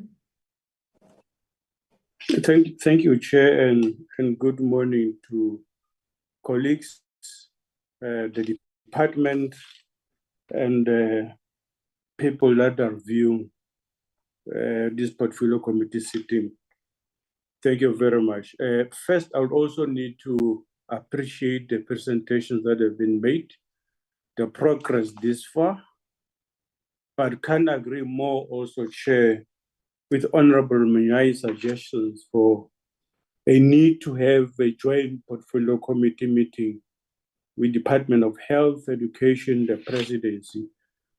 And I'm sure I can recall that in the previous meeting also as Chair, that DPME has to play a central role in this regard, ensuring that the meeting takes place. I think that's very, very necessary. Chair, I'm just want to throw in a view subject to any take on it, that what we are dealing with generally as far as this department is concerned is the cumulative effect or psychosocial effect of the apartheid spatial planning, especially on Black people. Now, I'm just thinking, Chair, and those officials who are specialists in these areas, that sometimes our approach is a one-size-fits-all. For instance, when we are dealing with the colored community, the kind of the sufferings they've gone through out of apartheid might be different from me coming from Skukune. So therefore, psychologically, they've been impacted slightly different from me. So therefore, when dealing with their situations, for instance, we would know that they were paid in apartheid, they were paid through wine and tobacco. And later on, because of the impact of these things on them, they were then called Bushman. That psychosocial impact on them might still be hanging in there. So a special attention might need be paid to them to deal with whatever issues that are hanging. And that will be able to deal with their character, so that we are able to address certain social issues. Chair, I would want to move to some recommendations that I would want to make. That we need to move beyond static workshop programs and prioritize technology-driven interventions as well into the platforms people engage with, such as mobile apps and digital storyline telling to empower victims and raise awareness through people's lived realities. And that talks to part of the presentation, Chair, that we know that in some families, you'd have parents that, in as far as artificial intelligence is concerned, they are not that advanced, but their kids are so advanced so that their parents are unable even to track whatever is it that they are watching in terms of their phones and whatever, TV. We might have to look into that. Secondly, that we must think deeply about the role of artificial intelligence in predictive analytics to identify at-risk communities or individuals based on trends and historical data, like I've already tried to give a background. But also that we need to invest in a data-free apps which empower people on signs of abuse, plan exit strategies, and install some sort of panic features which can instantly send distress calls with full personal information, location to relevant authorities. as well as link people to nearby shelters, police stations, and etc.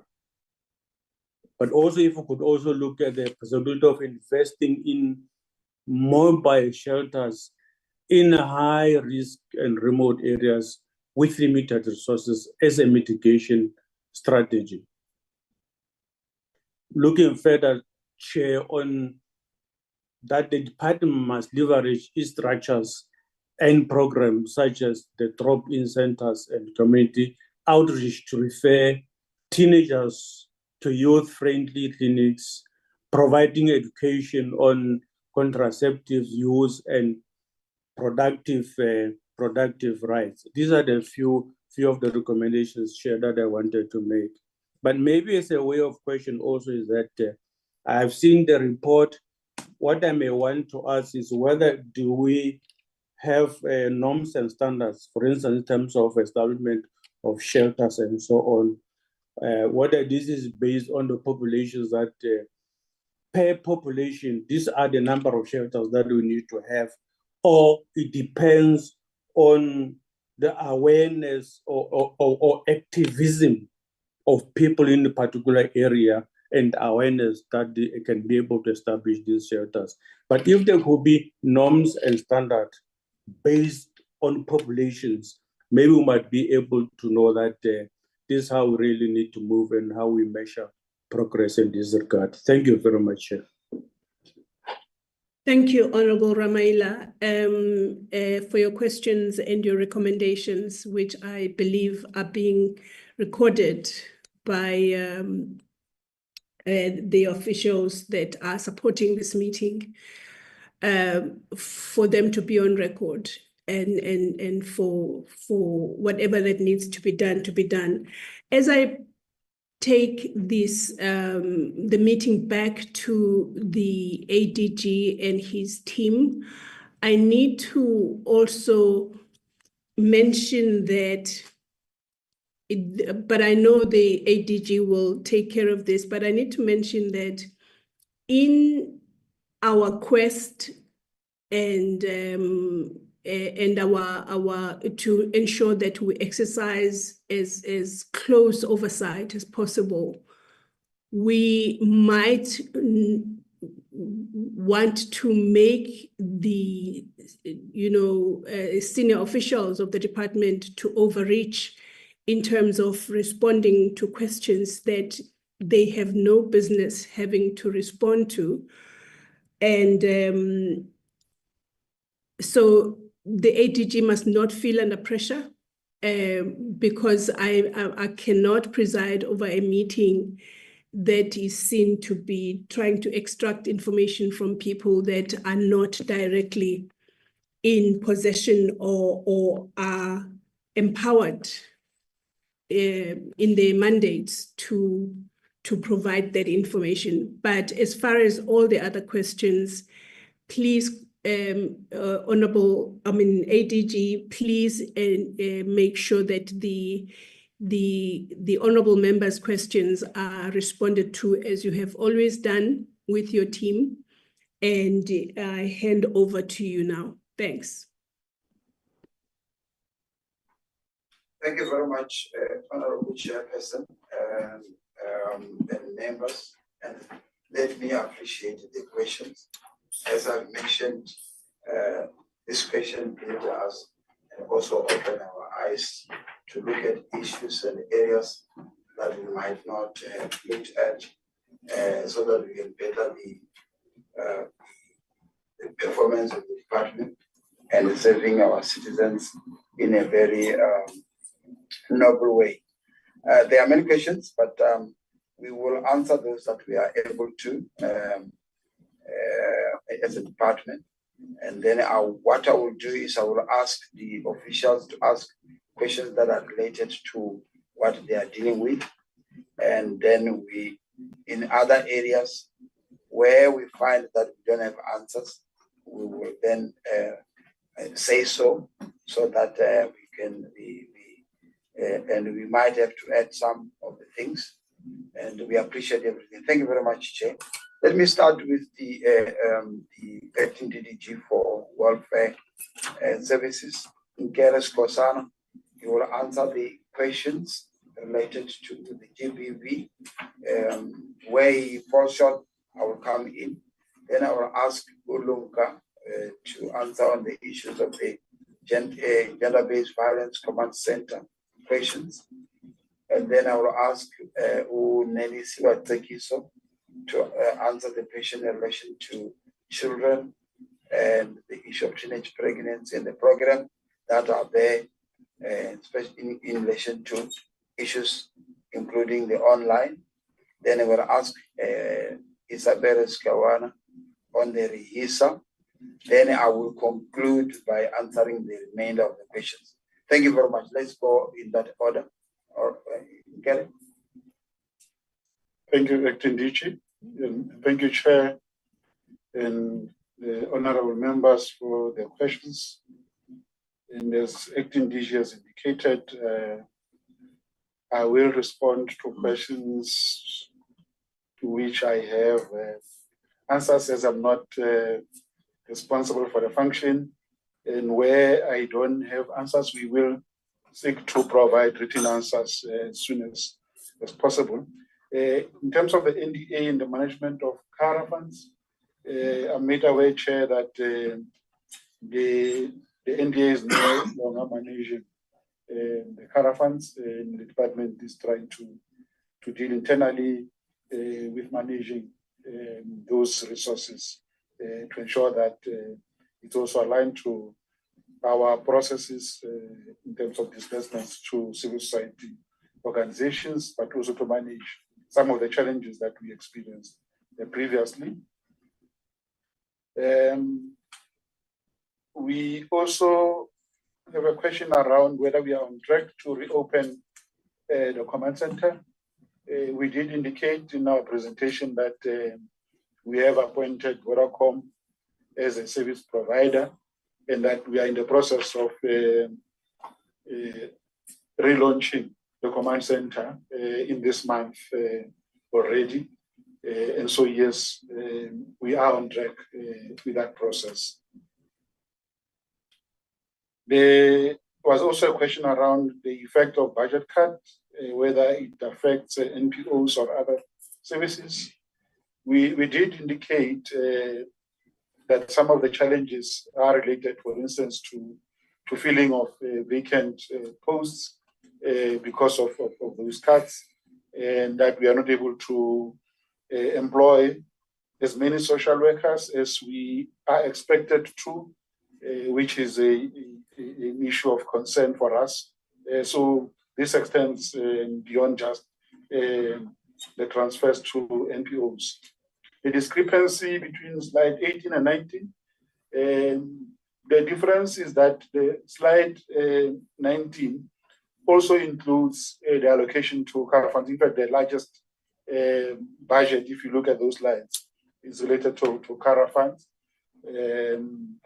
unlike the other one, which was looking more at the unit budget in the department. So that's where you'll find that there's a huge discrepancy between 120-something million and the other figures on slide 18 is due to the caravans element. Then, Chair, in terms of the allocations to provinces for social and behavior change in the Western Cape dynamic, indeed, this matter has been with the portfolio committee several times, and the explanation that Honorable Abrahams has provided was given. But we should put it on fact that as soon as the diversion happened, it was not only Western Cape when it started, other provinces as well. We then got National Treasury to issue a letter to all the departments that explained that the money is strictly allocated to HIV, and Western Cape Social Development received such letters. However, beyond that, when other provinces adhered to the directive from Treasury, they have not, and even today, they still are not implementing. So we would leave it to the portfolio committee chair, because we have tried on several occasions to engage with the department to correct that, but we're not willing. So we probably allow the portfolio committee utilizing its oversight role to help us address that issue. Hence, we indicated that the only interventions we're doing is through the USAID funding, which doesn't go as far as we would like to because it's limited to the metro areas and does not extend to the rural areas where the services would be needed most. In terms of Gauteng, indeed, it's a concern for us as well.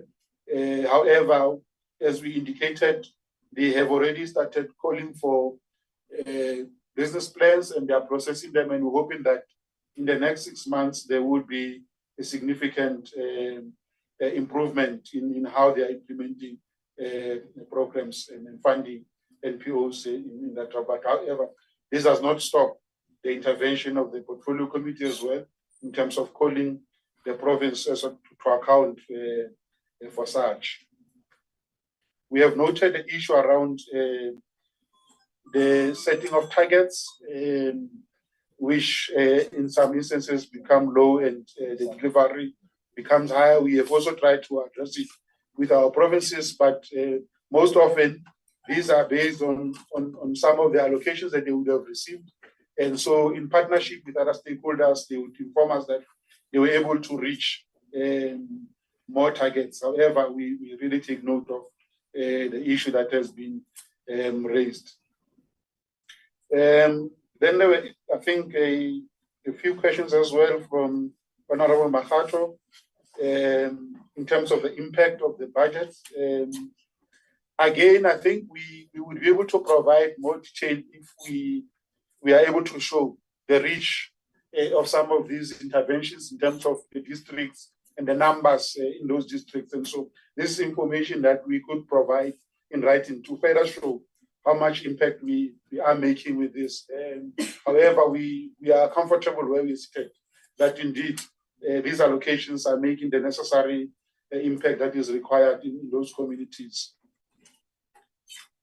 With regards to lack of infrastructure, we are indeed trying to strike partnerships with several stakeholders, development partners, and some of the other departments, for instance, the Department of Public Works and Infrastructure, which has been very helpful in terms of availing some of the disused facilities for us to convert them into shelters. And so we continue to work with communities and even with NPOs to ensure that we are able to provide the necessary accommodation for victims of GBV and femicide.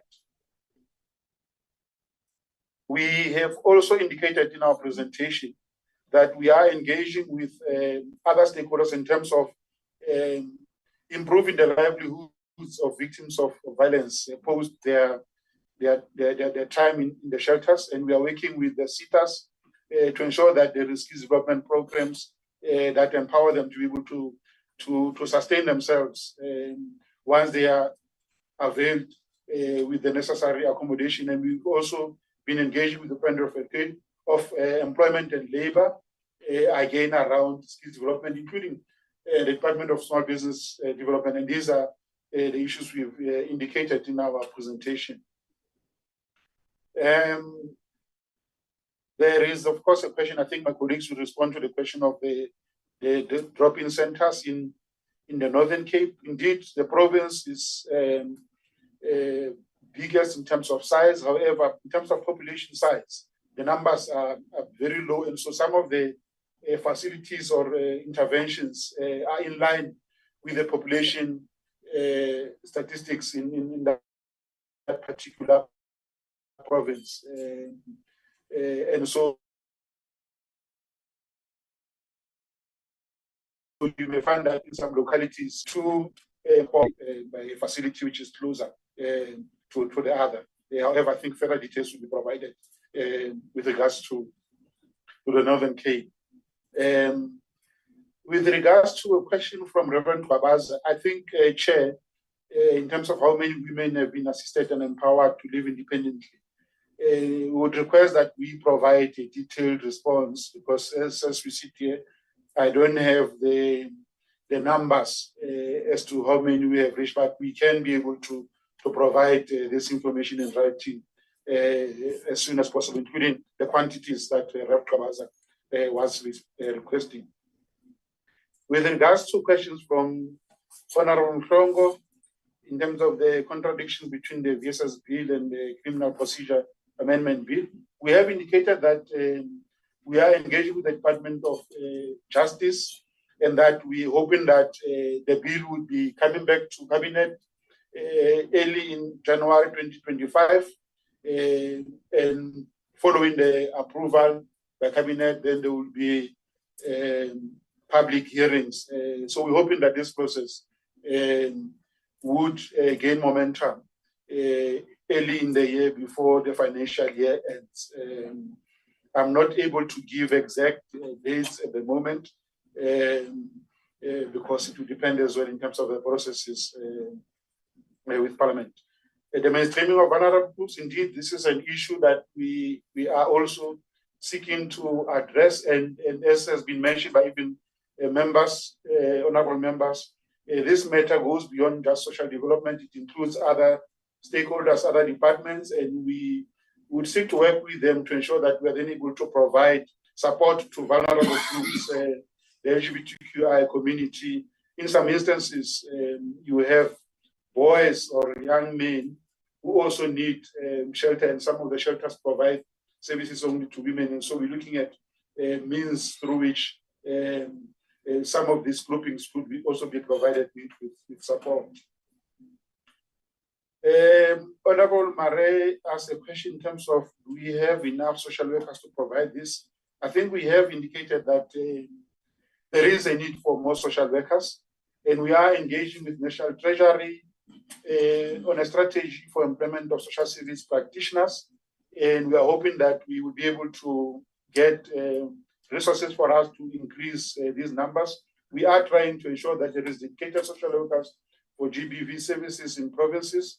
We are also engaging with development partners for them to assist. USAID has expressed interest in supporting us with addressing the issue of unemployed social workers. So all efforts are being put in place to ensure that we're able to respond to the shortage of social workers and therefore provide the necessary psychosocial support services.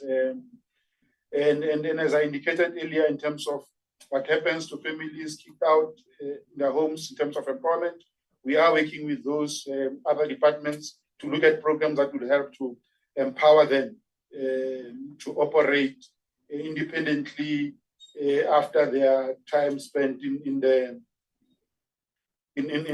shelters. How is NET effective? We have tried to show that the response has been very positive in terms of the services that the NET is able to provide to victims in terms of immediacy and reaching out to areas where we may not be able to. We are comfortable at the moment that the contracted service provider is able to give us the kind of service that we expect of them.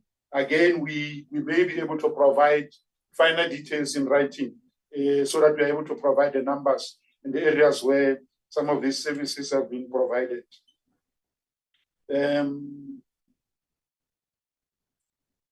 I think other questions in terms of SIA and child trafficking will be responded to some of my colleagues. And just to say, indeed, there are norms and standards for establishment of shelters across the country in terms of the numbers and statistics available. Thank you, Chair. Let me stop there and allow other colleagues to respond to the questions. Thank you very much, Nelson. Oh, is that Lunga? Okay, Lunga first. Thank you, TJ, and good morning to the chairperson and the portfolio committee members.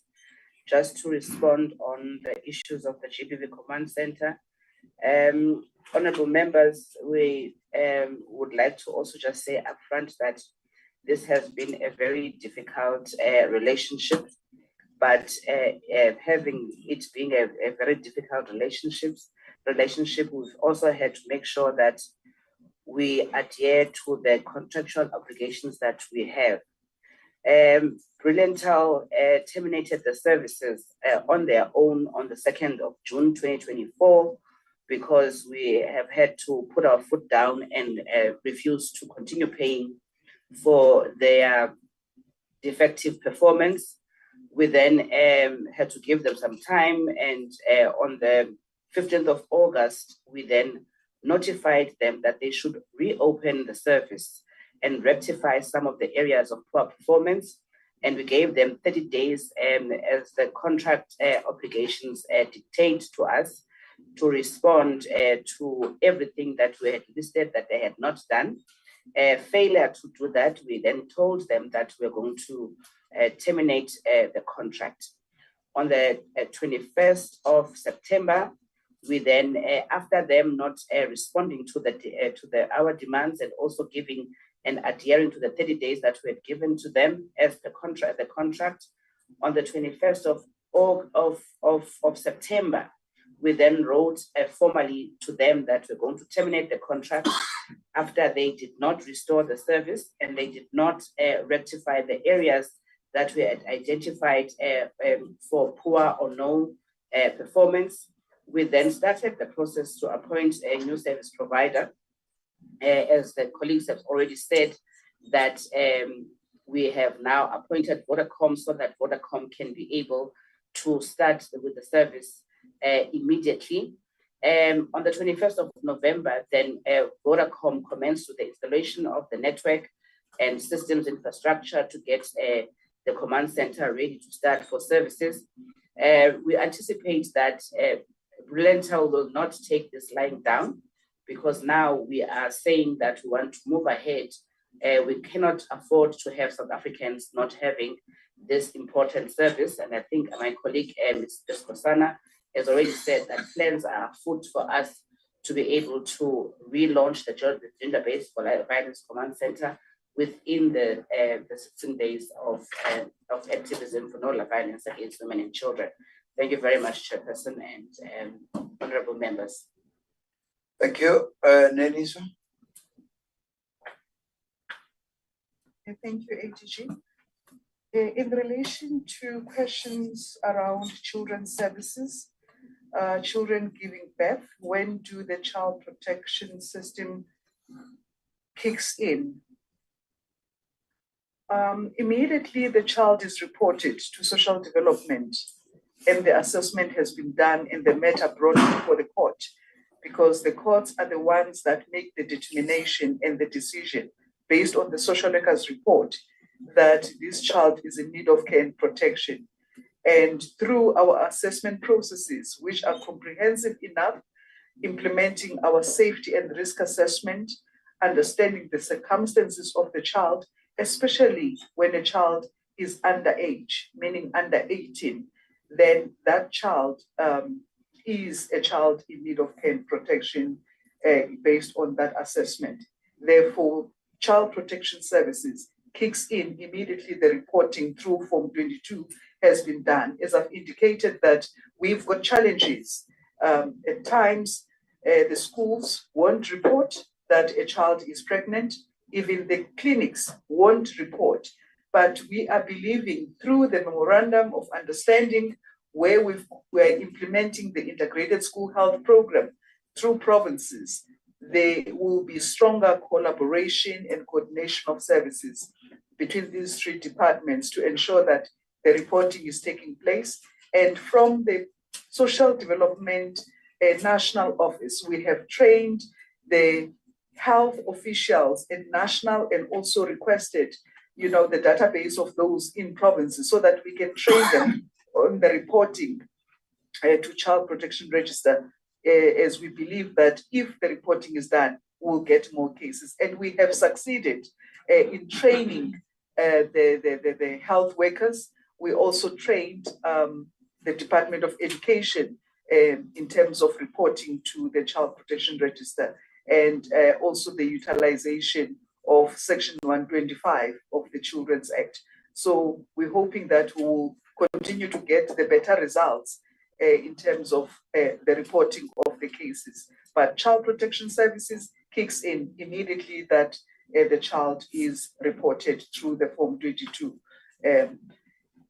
When it comes to online safety, we have identified that our children, some of the risks that they get exposed to, they meet strangers online. which really opens doors into child trafficking, and meeting those strangers as well, because immediately they interact online and then they are coerced into undressing, and then their nude pictures are taken. There are threats that are made by these perpetrators, ending up these children in more danger of being trafficked.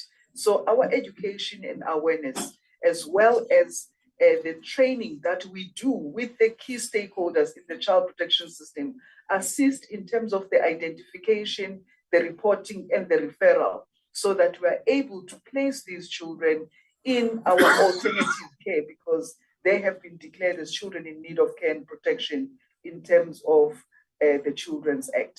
And I do appreciate the comments and the recommendations that have been made in terms of how best can we also strengthen. And those recommendations are actually also aligned and even unpacking the disrupting harm recommendations that have been made, because we are really looking at how can we strengthen the responsibilities of the tech industries in ensuring that there are safety digital measures in place for the protection of our children when they are surfing the line, because there are benefits. Unfortunately, perpetrators get an opportunity of taking advantage and abusing our children. Thank you. Thank you very much. Lastly, Isabella. Thank you very much, ADG. I think I'm going to respond only to two, because the other question has been responded by the acting DDG, Mr. Khosan. Chairperson, the question raised by Honorable Member Abrams on the high number of DIC in Limpopo as compared to Gauteng province. The reason is that what Limpopo did, they converted some of the SBC programs into DIC, hence we've got such a high number. The reason for them doing that, they wanted those programs to comply with the legislation. In this case is the Children's Act 38 of 2005, so that the children are protected and the safety of children is safeguarded. The second one is the other one that talks to the linking of RISIHA to social behavioral change. There are some common elements with regard to that. They both aims at building resilience, of children. However, they've got their own unique features. Like, for example, when we talk about RISIHA, we've got an educational support part, which the SBC program does not have. Thank you, Chair. Thank you very much, colleagues. There are a few questions I think that I just need to add to respond. There was a question with regard to what the department is doing with regard to the mainstreaming of LGBTQI. Let me just remind honorable members that the NSP has got 6 pillars. And in those 6 pillars, we are responsible for pillar 4, and we also provide for pillar 2, which is prevention and rehabilitation and social cohesion. We also contribute to others. There are programs for LGBTQ that are geared towards the prevention and supporting LGBTQ in order for them to be able to be mainstreamed and also protected as citizens. The other questions relates to how we monitoring the NSP. The Department of Women, Youth, and the people with persons with disability is charged with the responsibility of coordinating the NSP. And in that coordination, there are targets that each one of us is supposed to report to in line with the pillars that we have. You'll see that pillar 5 relates to economic empowerment. That relates to areas which is very important, that women that are in shelters and others need to be skilled. And we need to ensure that we train them or reskill them and reintegrate them into communities and make sure that they are sustainable. Many departments does that. The small Department of the Small Business Development does. We also do in our community development programs. We also do in terms of linking.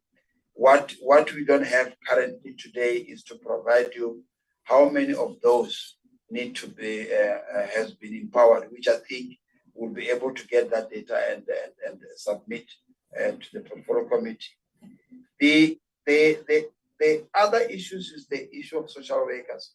I think we, in the sixth administration, it was presented that the strategy for the appointment of social service professionals was approved by cabinet for implementation.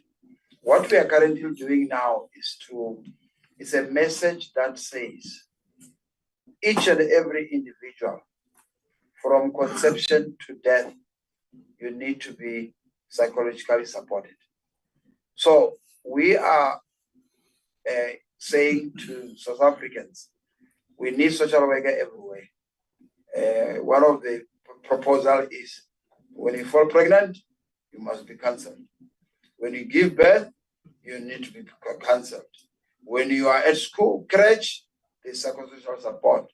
When you are at school, you must be psychosocial support. When you're at the hospital, they should be such. So we are asking every other government department to make funds for this. And I think the report in the last time was saying we need to make sure that this department appoints social workers. Yeah, the NDP requires us to have 55,000 social workers. We were at about 238 social workers in the country, but we want to reach that and surpass it because there's a need for us to have that social workers. So it's in our endeavor that we are also requesting private sectors that they must have. Some of the private sectors have got crèches or ECD services, and they have got wellness centers that they need to provide psychosocial support. And we hope that comprehensively we'll be able to win that battle. We appreciate the Honorable Ramaila, the proposal on the mobile shelters. We're going to look at that and also use the AI in delivering some of our programs. And I think we welcome it. On the issue of the data, I think, yes, there is a need to disaggregate data per province, per district in terms of the GBV and in terms of the skills development and in skills of empowering the women, so that I think honorable members are aware. That's something that we will need to work on to address that. And the other questions I won't be able to answer, I think Honorable Abrams asked questions, but I think I'm not, we are afraid that you do things that we are not mandated to do. We will wait for the Honorable Minister to do that. Otherwise, I think we did most of the questions asked, but should you have questions that have not been adequately addressed, let us know so that we can provide written. That's why in the previous one, we find it very helpful to respond to all the questions. Other questions that has been sent, I think Honorable Abrams, the question that she sent us was the issue of the provinces and when do we also get a lot of challenges in provinces. When we want things in a week, they will say, no, we will need to wait a little bit more, but we are working with provinces, we'll be able to get those. And on the parliamentary question, I think the system that we use, we find it a little bit long because it must be written, it must be read, it must be approved, then it must be sent, then you get it later. So which I think we are on course to respond to all parliamentary questions that we have. I think there are over 300 questions that we need to respond to. We will be able to deal with that, and we are supposed to, as a department, provide those answers. Thank you very much, Chairperson and honorable members. Thank you. Thank you, Honorable. Oh, sorry. Thank you, ADG, and your colleagues who have responded to the questions of the honorable members. I just want to, I agree totally with you that you need to answer questions that you are qualified to answer or competent to answer. I just want to know, though, with the issue of the investigations going forward, do you have any indicative timelines of what to expect from our side in terms of the investigations that are going on about the SRD grant, and what can we expect in terms of the processes going forward, just so that we are able to, in our minds, to plan in terms of what it is that we need to expect in that regard. I believe that you are leading that process from the department side on behalf of the Honorable Minister. What I wanted to say, just in general for me, as I agree totally with all the questions and the recommendations that my colleagues have put through, is that as far as the National Strategic Plan of Gender-Based Violence and Femicide, when the Honorable President declared it a pandemic, when a pandemic is declared by a president of a country, there are things that are automatically, well, through legislation, that are triggered in terms of how then does a country deal with the pandemic. So when one sees the slide that was talking about the lack of infrastructure budget, the lack of participation of other key role players, the lack of dedicated capacity to address, the lack of integrated services dealing with GBV, the lack and the lack and the lack. I know that there's another slide that talks to mitigation in terms of how to deal with these challenges. But I'm also just feeling like there is an intervention that needs to have kicked in if it did and it didn't work. And that is why we have all these lacks that this slide is talking to. Then we are not doing right by the people who are on a daily basis. Like we hear of 1 in every 3 women has experienced abuse. And we have so much that is lacking. And that must be so much pressure for the department to try and work in an environment where there's so much lacking, to empower the department and its and other stakeholders and its partners to do the work that is so sorely needed in this country. And also, if I can also just mention, as far as the presentation that was done on the other part, the pornography and the child protection, the presentation that was made by Ms. Tegiso, I didn't see in this presentation the mention of legislative sort of interventions, because obviously the work that is being done is commendable. And I was so excited to hear that it is making huge impact on the ground, where some of the children are now in tertiary education, and there has just been a shift, if you like, in terms of behavior and how it has been received by children. I would like to know where you go to the legislation that speaks to this issue, where you would expect. I believe that there has been recommendations and there has been attempts to say, can we not look at amending the existing legislation to extend to the abuse that happens online, like through websites, through smartphones, through whatever it is that so many children and younger children are having access to these devices that expose them to this abuse. You look, for example, at the Sexual Offences Act.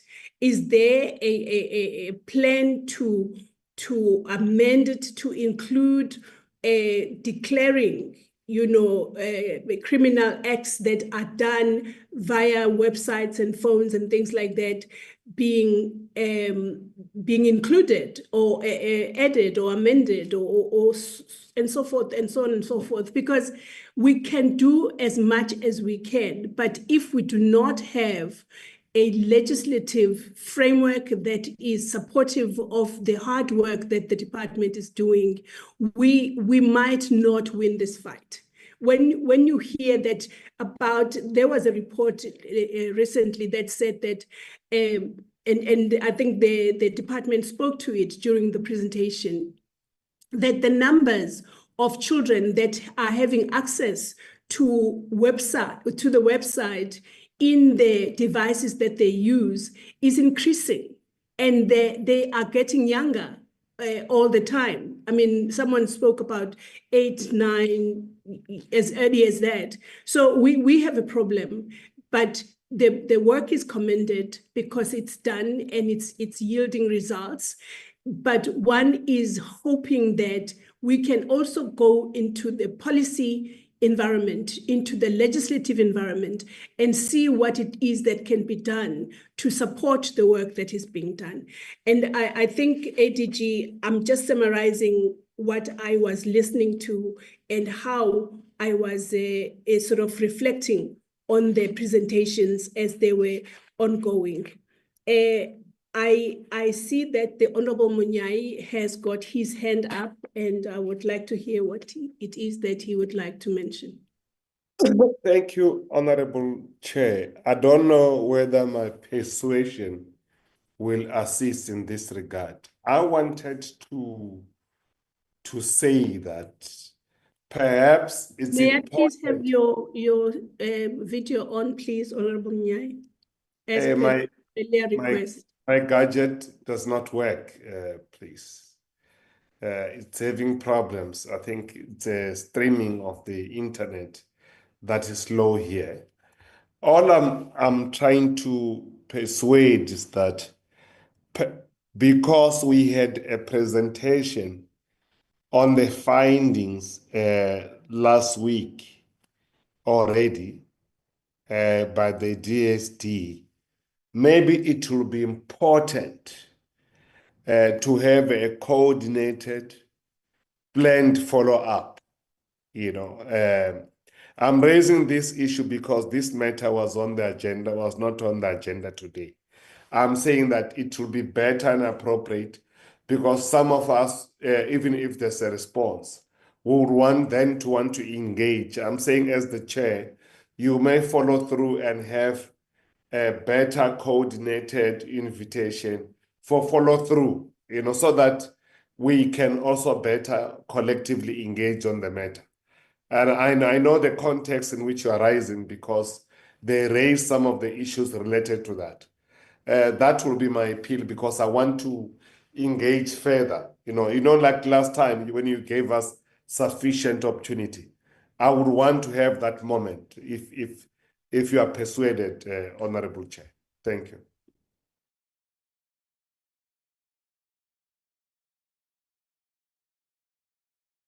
Thank you, Honorable Munyai. Yes, I am persuaded. I just need to know that there are processes that are going on so that one can, on our side, on the oversight side of things, we can organize ourselves accordingly.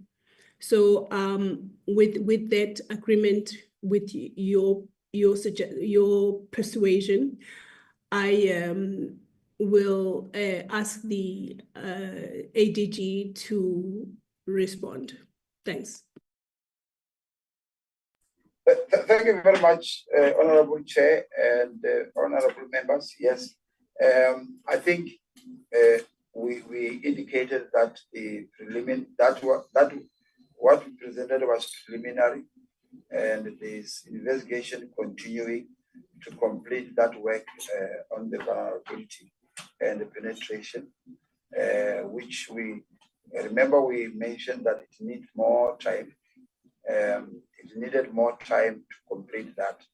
They are working on it, and we will, I think, indicate. We might have to indicate when is that going to be concluded, especially looking at that is Christmas and it's New Year. We are continuing with the investigations on that. There's also another leg in terms of what needs to happen, but I think investigation is not yet completed. On the issue of the issue of the GBV and the NSP, I think I agree with the chairperson, but I think the issue is that the NSP has been, and the council has also been established as one of the activities that need to be done in the country, and budget has been allocated. We can simply say to you that as a country we are on course, and there's a lot of things that we are doing, even though there will be some challenges in the implementation, but the country is on course, and I think if we measure normally periodically, there is a comprehensive report that the Department of Women, Youth and Persons with Disability always publish in terms of that. And then I think the other issue also is that once a country announces something as an emergency or as something that needs to be done, let's draw our attention to our experience with HIV and AIDS when we developed the NSP for a National Strategic Plan for HIV and AIDS with a lot of resources. That's the beginning where people become aware that, oh, I need to report this. Yes, I need to do that. Then it drives the prevalence of such higher as we begin to measure that. So I think the prevalence of gender-based violence is very high, and therefore there will be increasing prevalence. Therefore, it will need more resources. Not that there was no resources, not that they were not working, but I think there will be as more prevalent incidences happens, it will need more and reorganizing ourselves. In line with the teenage pregnancy, yes, I agree with you. I think discussions among departments that are responsible, even in the planning now where we are, the issue of strengthening it with the law is eminent. But the Children's Act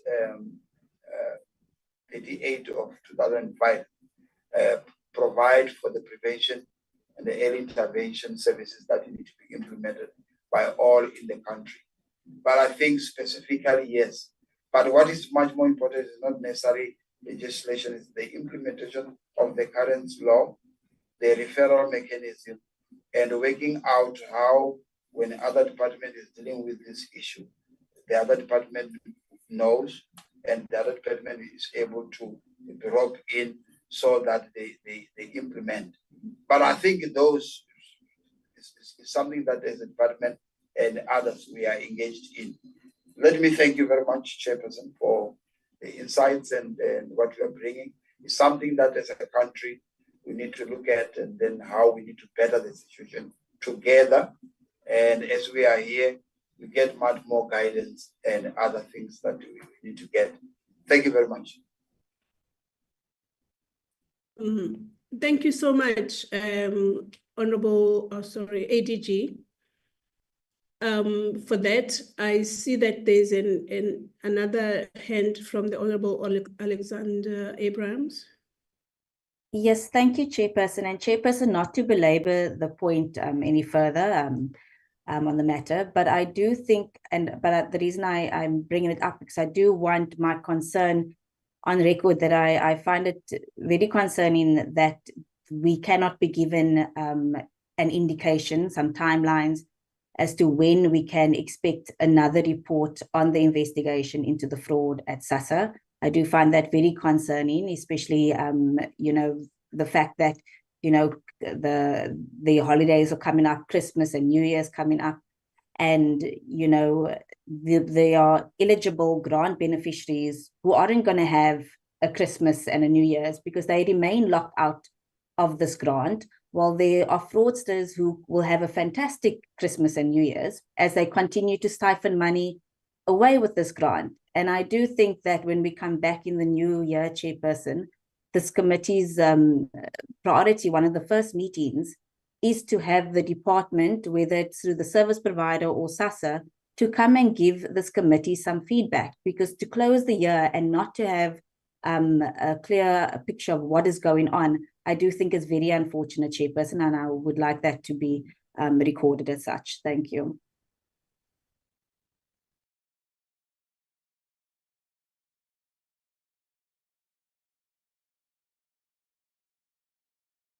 You are muted, Chair. Chairperson, you are muted. Thank you.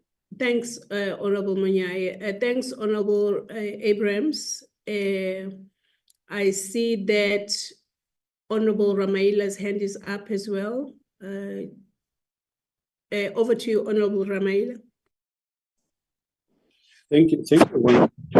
I believe in the last meeting, as they did preliminary report presentation, we did ask them going forward that all the supply chain processes must be followed to appoint a service provider, because the one that appointed was on the interim measure, and they explain that they couldn't get other because that was the only one available given time frames, and we have requested them to follow fully supply chain processes.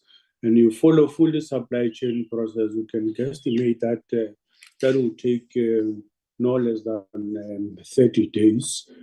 I mean, if we are to be honest to ourselves. So what is the expectation? The expectation should be that we can give them up to the end of January. My suggestion. Thank you.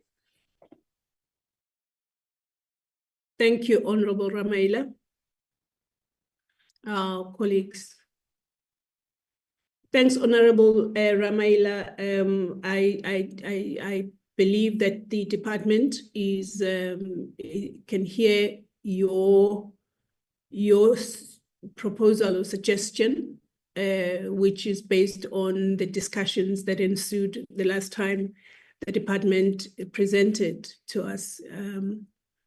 And thank you for that. Honorable Munyai. You know, Chairperson, I think sometimes we must be reasonable and practical. We are not working the SRD every week. And I'm saying that, you know, we are going towards the festive seasons. And which company during the festive season will be able to do the work? And we don't want shady work. We don't want a small work. The major companies and the industry that are the experts, they told you they can't do the work within the short time. We don't want a short-term work here. We want a full work, because we don't want to derive a joy out of this shortest work which does not fulfill the objective. We want the clear timelines within the industry scope of work of doing that work. Because the major IT companies that are renowned in this country and multinational, they told DSD they can't do it within 30 days. So can we allow them to follow supply chain processes? And we know ourselves we're going on holiday on this, we're going to close now. And equally is the industries and companies are closing for December. Today, it is the 4th of December. And who work from the December and also January early, and industries open, because you need some experts who are employees to do such a work. This matter, I must emphasize, Honorable Chair, it's urgent, extremely urgent, but let's not do shortcut in order for the department to be embarrassed and the people of South Africa to be embarrassed, including the beneficiaries. We want system to be secured. Thank you. Thank you, Honorable Munyai. Honorable Ramaila, you want to say something again, or is it an old hand? Oh, it was an old. Okay, no problem.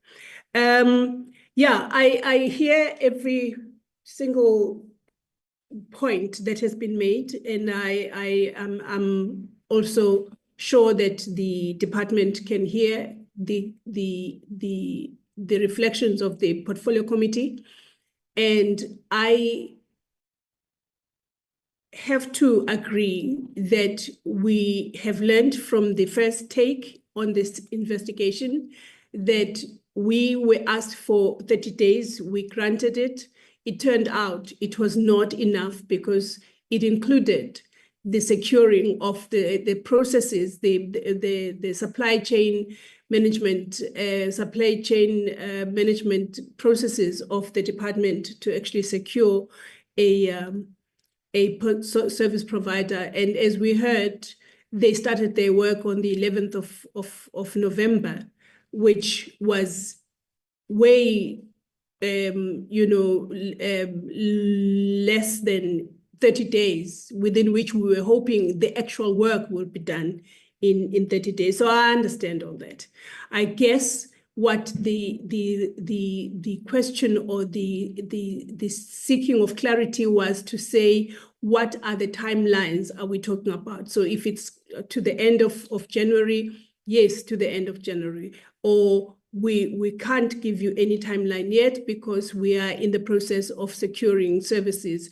And though the people that we are going to be working with are the ones that are going to give us some kind of a timeline to say, if we start on this day, we will finish on this day, and these are the interim progress reports that we will be given in such a timeline. So I agree with colleagues that let us do work in a way that is not going to make us to go back to the public and say, sorry, we gave 30 days, it wasn't enough, and so on and so forth. But it would have helped also to say that this is what is happening. We are expecting the tenders that we have sent out are going to come back on such and such a day, and that's when we will do the shortlisting and so on and so forth. So in saying that, colleagues, I understand exactly where the frustrations are, and I understand also that we need to learn from our previous experiences to inform our future endeavors. So with that, I would like to really thank the department under the leadership of the ADG. And I also wanted to say that earlier on, I saw on the system, I can't see now if the newly appointed acting CEO of the National Development Agency, oh yes, he's still here. I just wanted to congratulate you, sir, Mr. Buthelezi, on your appointment. And I know that the environment where you are going into work, given our previous meetings, where we're saying that you have a lot of work to do. And we wish you all the best. And we will obviously be hearing from you soon as you come through to the committee to present the work that you are doing over there. I just thought I would Thank you so much. I appreciate that. Thank you so much, yes. Chairperson. Thank you, Honourable Members. Okay. So all the best to you with your teams at the National Development Agency. Hallelujah. I would. This committee is a well-behaved committee. I don't know what's going on now. Anyway, with all that being said, I would like to thank the department and the ADG and the teams Thank you so much for the presentations. Thank you so much for your responses to the questions of clarity. And thank you so much for your attention, as the questions were being asked. I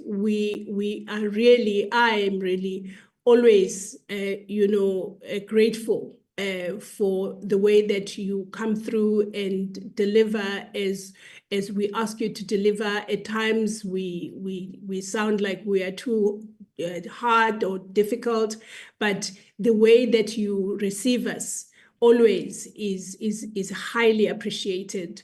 And so we thank you so much, and we can release the department because we have not a lot of internal business to do, but please take our thanks and our gratitude to the Honorable Minister and the Honorable Deputy Minister. Thank you so much. And please have a great Christmas with your families, and try and rest. Although some of you might not be able to rest because of the type of work that you are doing, but please take our best wishes with you. Thank you so much. Thank you very much, Chairperson. Thank you very much, honorable members. We appreciate it. It's very humbling to be with you all the time. Thank you very much. Okay,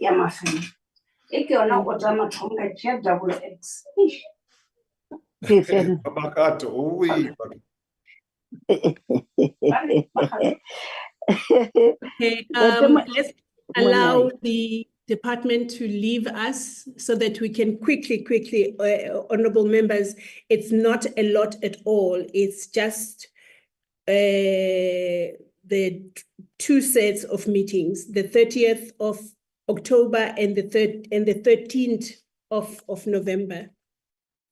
I don't know if the colleagues who are here, Yoli, are you here to help us, or Tandi, with the minutes, the 2 sets of minutes to take us through?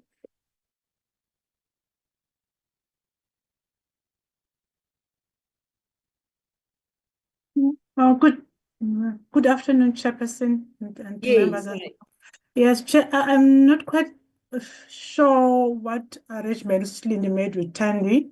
Maybe she can, but otherwise I have them on my screen if I need to flight them. Please, can you flight them for us? The 30th of October first. Okay, sir. All right. Thank you for that. Let me see first if I'm a co-host. Yes, I am. I've been admitting people. Okay, Chair. Okay.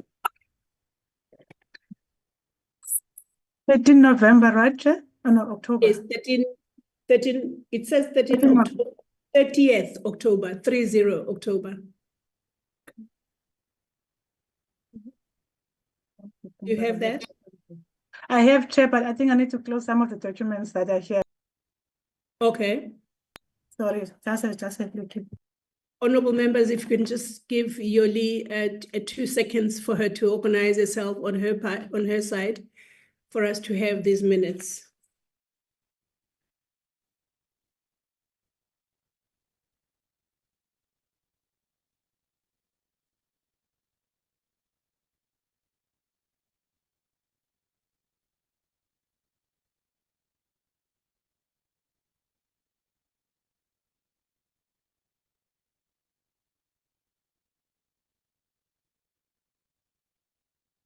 There we go. Thank you. Honorable members, here are the minutes of the 30th of October of the meeting that we had with the National Shelter Movement of South Africa and Gauteng Care Crisis Center. Those are the honorable members that were in this meeting as present, and we had Honorable Hlongo, who apologized for not being in that meeting. And then you can just slowly go down Yoli. And those are the stakeholders that we had from the National Shelter Movement and from the Gauteng Crisis Center. We also had PMG with us. And then we had our team that was supporting us on the day. As you can see, we had Mr. Ben acting for us, and we had our content advisor, our researcher, our executive secretary, and our committee assistant. You can just go down, honorable members. I take it that you did have the minutes with you, so you, as the pages are being taken down, you will mention Honorable Munyai. I'm raising my hand for the next one, not here. I read the minutes. I'll tell you, I'll advise. When the screen arrives there. Oh, okay. All right. Here are the deliberations, honorable members. So as Honorable Munyai has done, you just raise your hand if you want to comment, or if you had a change when you were going through the minutes. Go through your leave. We are now on page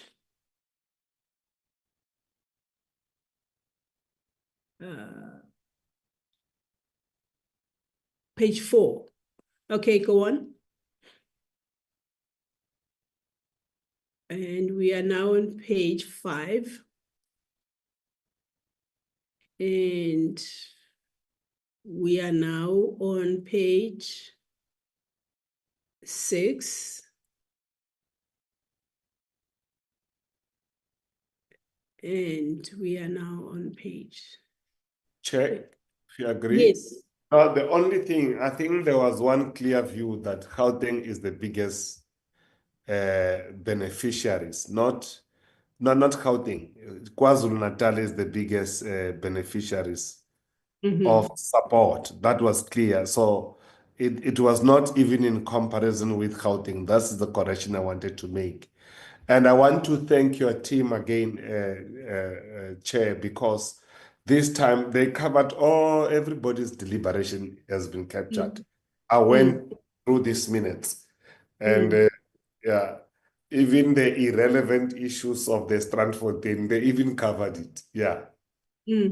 I mean, my contribution was also covered. Thank you. Okay. Well, please receive that commendation. So I will move for the adoption of the minutes with those corrections, Chair. Okay, the adoption of the minutes have been moved, and the seconding of the adoption of the minutes, please. Chairperson. Yes, Honorable Makgato. Makgato, yes, I do second. Thank you very much. Okay, Honorable Makgato seconds the adoption of the minutes of the 30th of October as the accurate reflection of the meeting of the day. We will now go to the 13th of November. Thank you so much, colleagues. 13th of September, Yols. There we go. The meeting of the 13th of November. And those members were in attendance.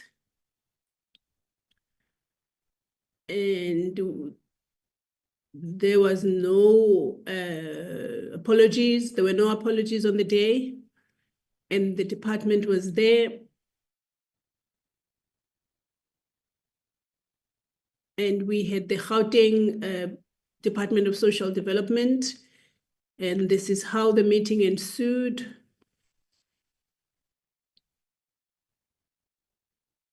You Chair, can go. just before I forget, I think there needs to be an amendment here. Committee secretary is not here. I'm not sure that it was Cicely or there was someone acting. Just before I forget, so we'll have to amend that, Chair. Yes, because it was the previous one where we had Mr. Ben sitting in for the committee secretary. Chair, so probably Cindy was here, but I'll check with her. Okay. Okay, all right. That's fine. Thank you, Chair. Okay, you can go ahead. Thanks for that. So you can Go ahead. Page 2.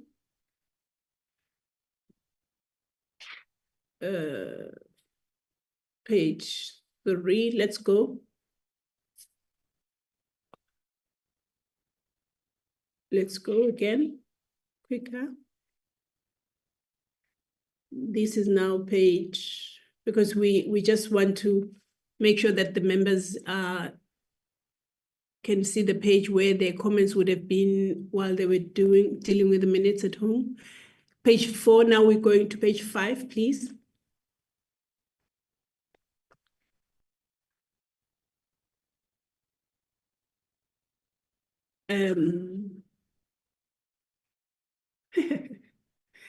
Thank you for that. Let's go.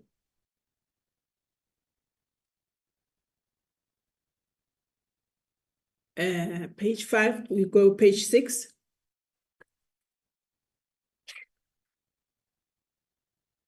Let's go again.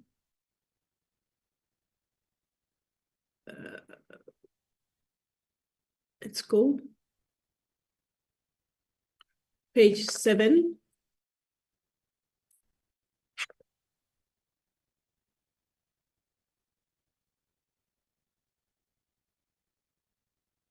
Page 8.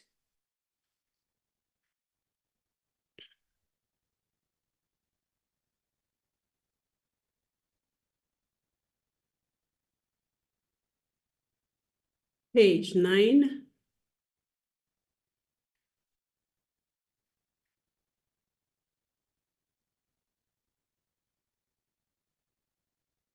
Page 10. And then page 11. Honorable Munyai, is this a legacy hand or you are approving these minutes? No, I'm moving to approve the minutes, but if they can remove the issues of the question mark, because sometimes they made the point, but they just left a question mark. And I'm sure they raise it in order to prepare themselves. And I'm sure those cleaning up, it will be okay. But otherwise, the essence of the meeting reflected everything that we talked about. Okay. Thank you, Honorable Munyai. If I could please have a seconder for Honorable Munyai.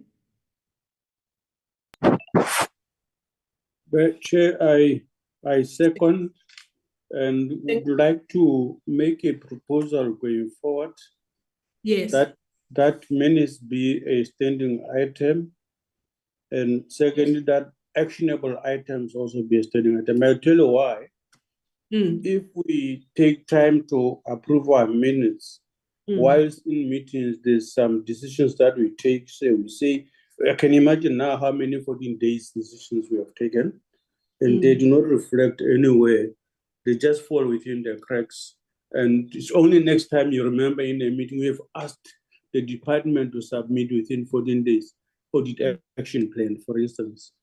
But long as you do not have actionable items, even if minutes not come every meeting, but if actionable items come every meeting, when we are able to tick, this was due by this time, done, not done, why not done, that kind of thing. Thanks, Chair. Okay. What I know happens is that the team, that is the portfolio committee secretary and the content advisor, look at what it is that we said must be done, if it is a follow-up letter to whomever it happens.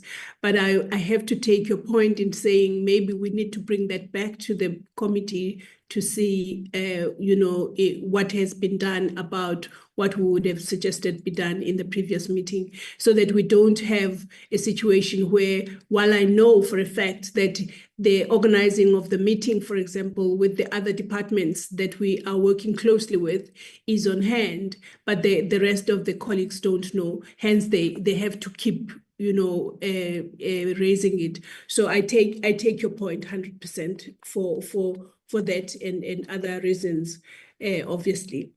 But what has happened now, honorable members, is that we have now dealt with our internal business, and So I wish to thank you so much for the meeting as a whole and for this part in particular. And also thank you so much for the time that we've had in 2024, the start of the term. I really cannot ask for a better committee. And I'm saying this not just to flatter you, but I'm saying this very genuinely and very sincerely, that I could not have asked for a better committee. We will always not agree on things, but I like the way that we disagree. I like the way that we raise issues very respectfully and very in a way that is honorable, because we're honorable members. So I wish to thank you all, and I wish you all the best as you go and try and spend time with your families that have given you to Parliament for the longest of times. Please take this time to spend time with them so that they allow you again to come back at the beginning of the year, and have a very, very blessed and joyous Christmas and the New Year. Until we meet in the new year again. We will obviously be communicating should issues arise, because our work is 24/7, 366 days a year. So if the need arises for us to communicate, we will certainly do that. We do have quite a few issues on fire. So if it happens that we need to communicate, we'll certainly do that. But please have a great holiday, Christmas, New Year, and come back refreshed and ready to fight again as you have been fighting this year. Thank you so much. I would like to declare the meeting adjourned. Thank you. You have been grateful, Chairperson, with Thank your you, Chair. Enjoy too. Thank you. Thank you. Thank you.